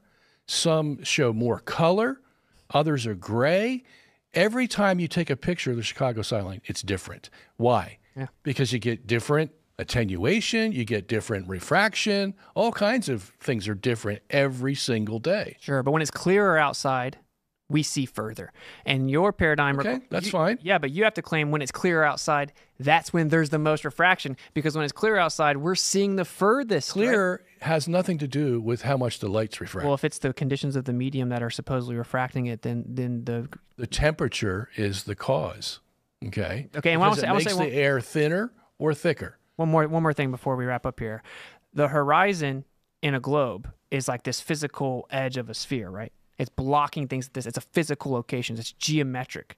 As in, on a globe, there's a physical location called the horizon blocking things in the distance. That's an apparent horizon. Wait, is it physical or apparent? No, you see an apparent horizon because refraction's always there. You're not living in a vacuum. So you have no evidence of this physical one. You have to assume it's there. We see the horizon goes up and down, moves all over. We can see from 100 miles away consistently. I can shoot lasers over frozen lakes, different colors, different heights, even if they're different distances, they'll stay the same height over frozen lakes. I can see specular reflections over great distances. If the surface was convex or concave, you wouldn't see that. And there are all the evidence shows, and just saying the word refraction isn't a get out of jail card of all the physical evidence that consistently shows we can see way beyond the curve. You have to prove there's a physical hill in front of me blocking things, and there's simply not. I can shoot radar through it. So I've witnessed a Falcon 9 landing on the drone ship. You know how they land on the boat in the water? Mm-hmm. Just after they were doing a Dragon test and they accidentally blew up one of their Dragon capsules, they couldn't land at the landing zone because they had debris all over it. So they brought the drone ship in real close to shore, 17.8 miles offshore. So I was able to witness this Falcon 9 landing on the drone ship. The engines are very bright, as this thing's landing, and I'm watching it obscured by the horizon as it's landing 17.8 miles offshore. The bottom 2/3 of the rocket were blocked. According to the globe, that's what I should have seen with refraction accounted for. So yes, refraction's a part of it. Also, it had a nice specular highlight across the Atlantic Ocean coming up to me that was very visible. So if it's not curved, why can I see a specular highlight? And then if it's not curved, why is the bottom 2/3 of the rocket blocked after it lands? You can see specular reflection. It's because that requires a flat surface. And if it's flat, then why is it blocked by the lower 2/3 of the rocket? So you made a false claim about the specular reflection that only works on a flat surface because you get a diffuse reflection if it's convex concave. But the horizon's apparent. It rises optically, and the most dense part of the atmos is the bottom. The most dense. So that's going to block the most things from the bottom. Now, you said you accounted for refraction. You did not measure the density and temperature and then put it in a refractive equation and determine how much should be missing. What you did was notice that it didn't match the globe. And then you had to add refraction because you saw too much of the rocket. It should have been more blocked. You assumed, it must be lifted up behind the curve, and it's actually an illusion. No, I recorded what the temperature was that day. Anyway, so the bottom 2/3 of the rocket was blocked, and the bottom part of the rocket's where all the flame is. That's the hottest, brightest part of it. So why am I able to see this dim little part at the top, but not the bright part of the flame at the bottom? And I'm getting specular highlights, reflections off the water that's supposedly flat, yet it's blocking the 2/3 bottom part of the rocket. Last thing I want to ask you, Whitsitt, before we wrap up, Are you claiming bottoming up obstructions impossible on a flat Earth? So you haven't explained it. That's for sure. You're entirely new to this. But here's the thing I want to ask you, Whitsitt, before we wrap up, is you're going to Antarctica for TFE, right? And I applaud you for taking up that offer. So what are you expecting to see? I want to know what you're expecting to see. Are you expecting to see the sun set in Antarctica, or are you not? And if so, why? I have no idea. I don't actually have an expectation. I don't know. That's why I'm going. What if the Earth is flat, but like that? You know what I mean? Like, does that work for you? No, I think it would be a bowl, if anything, like a basin. The ocean, right, is got upturned. Then wouldn't you see the sun all the time? Well, it just gets so far away you can't see it. As to what's going to happen in Antarctica, I don't know. Like, that's why I want to go, is because But if it gets far away, it would get smaller, not well, just go down. Well, technically, it actually does get smaller. Even in the globe paradigm, it gets smaller. It actually changes to noon and should change again. That's never been measured. But How do you explain the sunset? it's just like the streetlights, right? So like as it moves away, it looks like it goes down, and then it gets so far beyond you can't see it through the air anymore, right? It goes beyond that point. The horizon's apparent. It gets behind the convergence point. Just like railroads converge, if you flipped them on their side, that would be like the sky and the ground. That's what perspective does. And even in the globe paradigm, they claim like when you see the sunset, it's actually not there. But you're arguing that like the sunset is vanishing point. Well, yeah, it gets beyond the you could say quote unquote vanishing point. Sure, it gets beyond the limit of your vision, the apparent horizon. It gets beyond the convergence point. Is that because it's only 27 miles in diameter?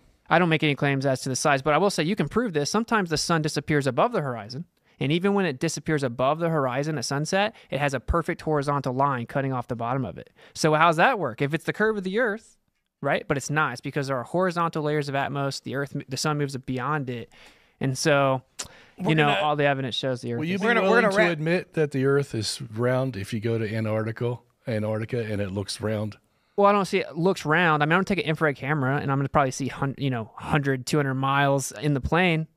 So Antarctica, the only way it would prove it is if I could fly over the South Pole, pop back up on the other side. I'm very interested in the observation. That's obviously why I'm going. It's 11 days. It's very inconvenient. I don't blame Alex for not going. So it's 11 days. It's super cold. Alex is scared. I am scared. It's also kind of scary in a way, right? So, but we'll see what happens. We're gonna wrap things up. This was a lot of fun. I love this. It was great to have these varying perspectives all going at it.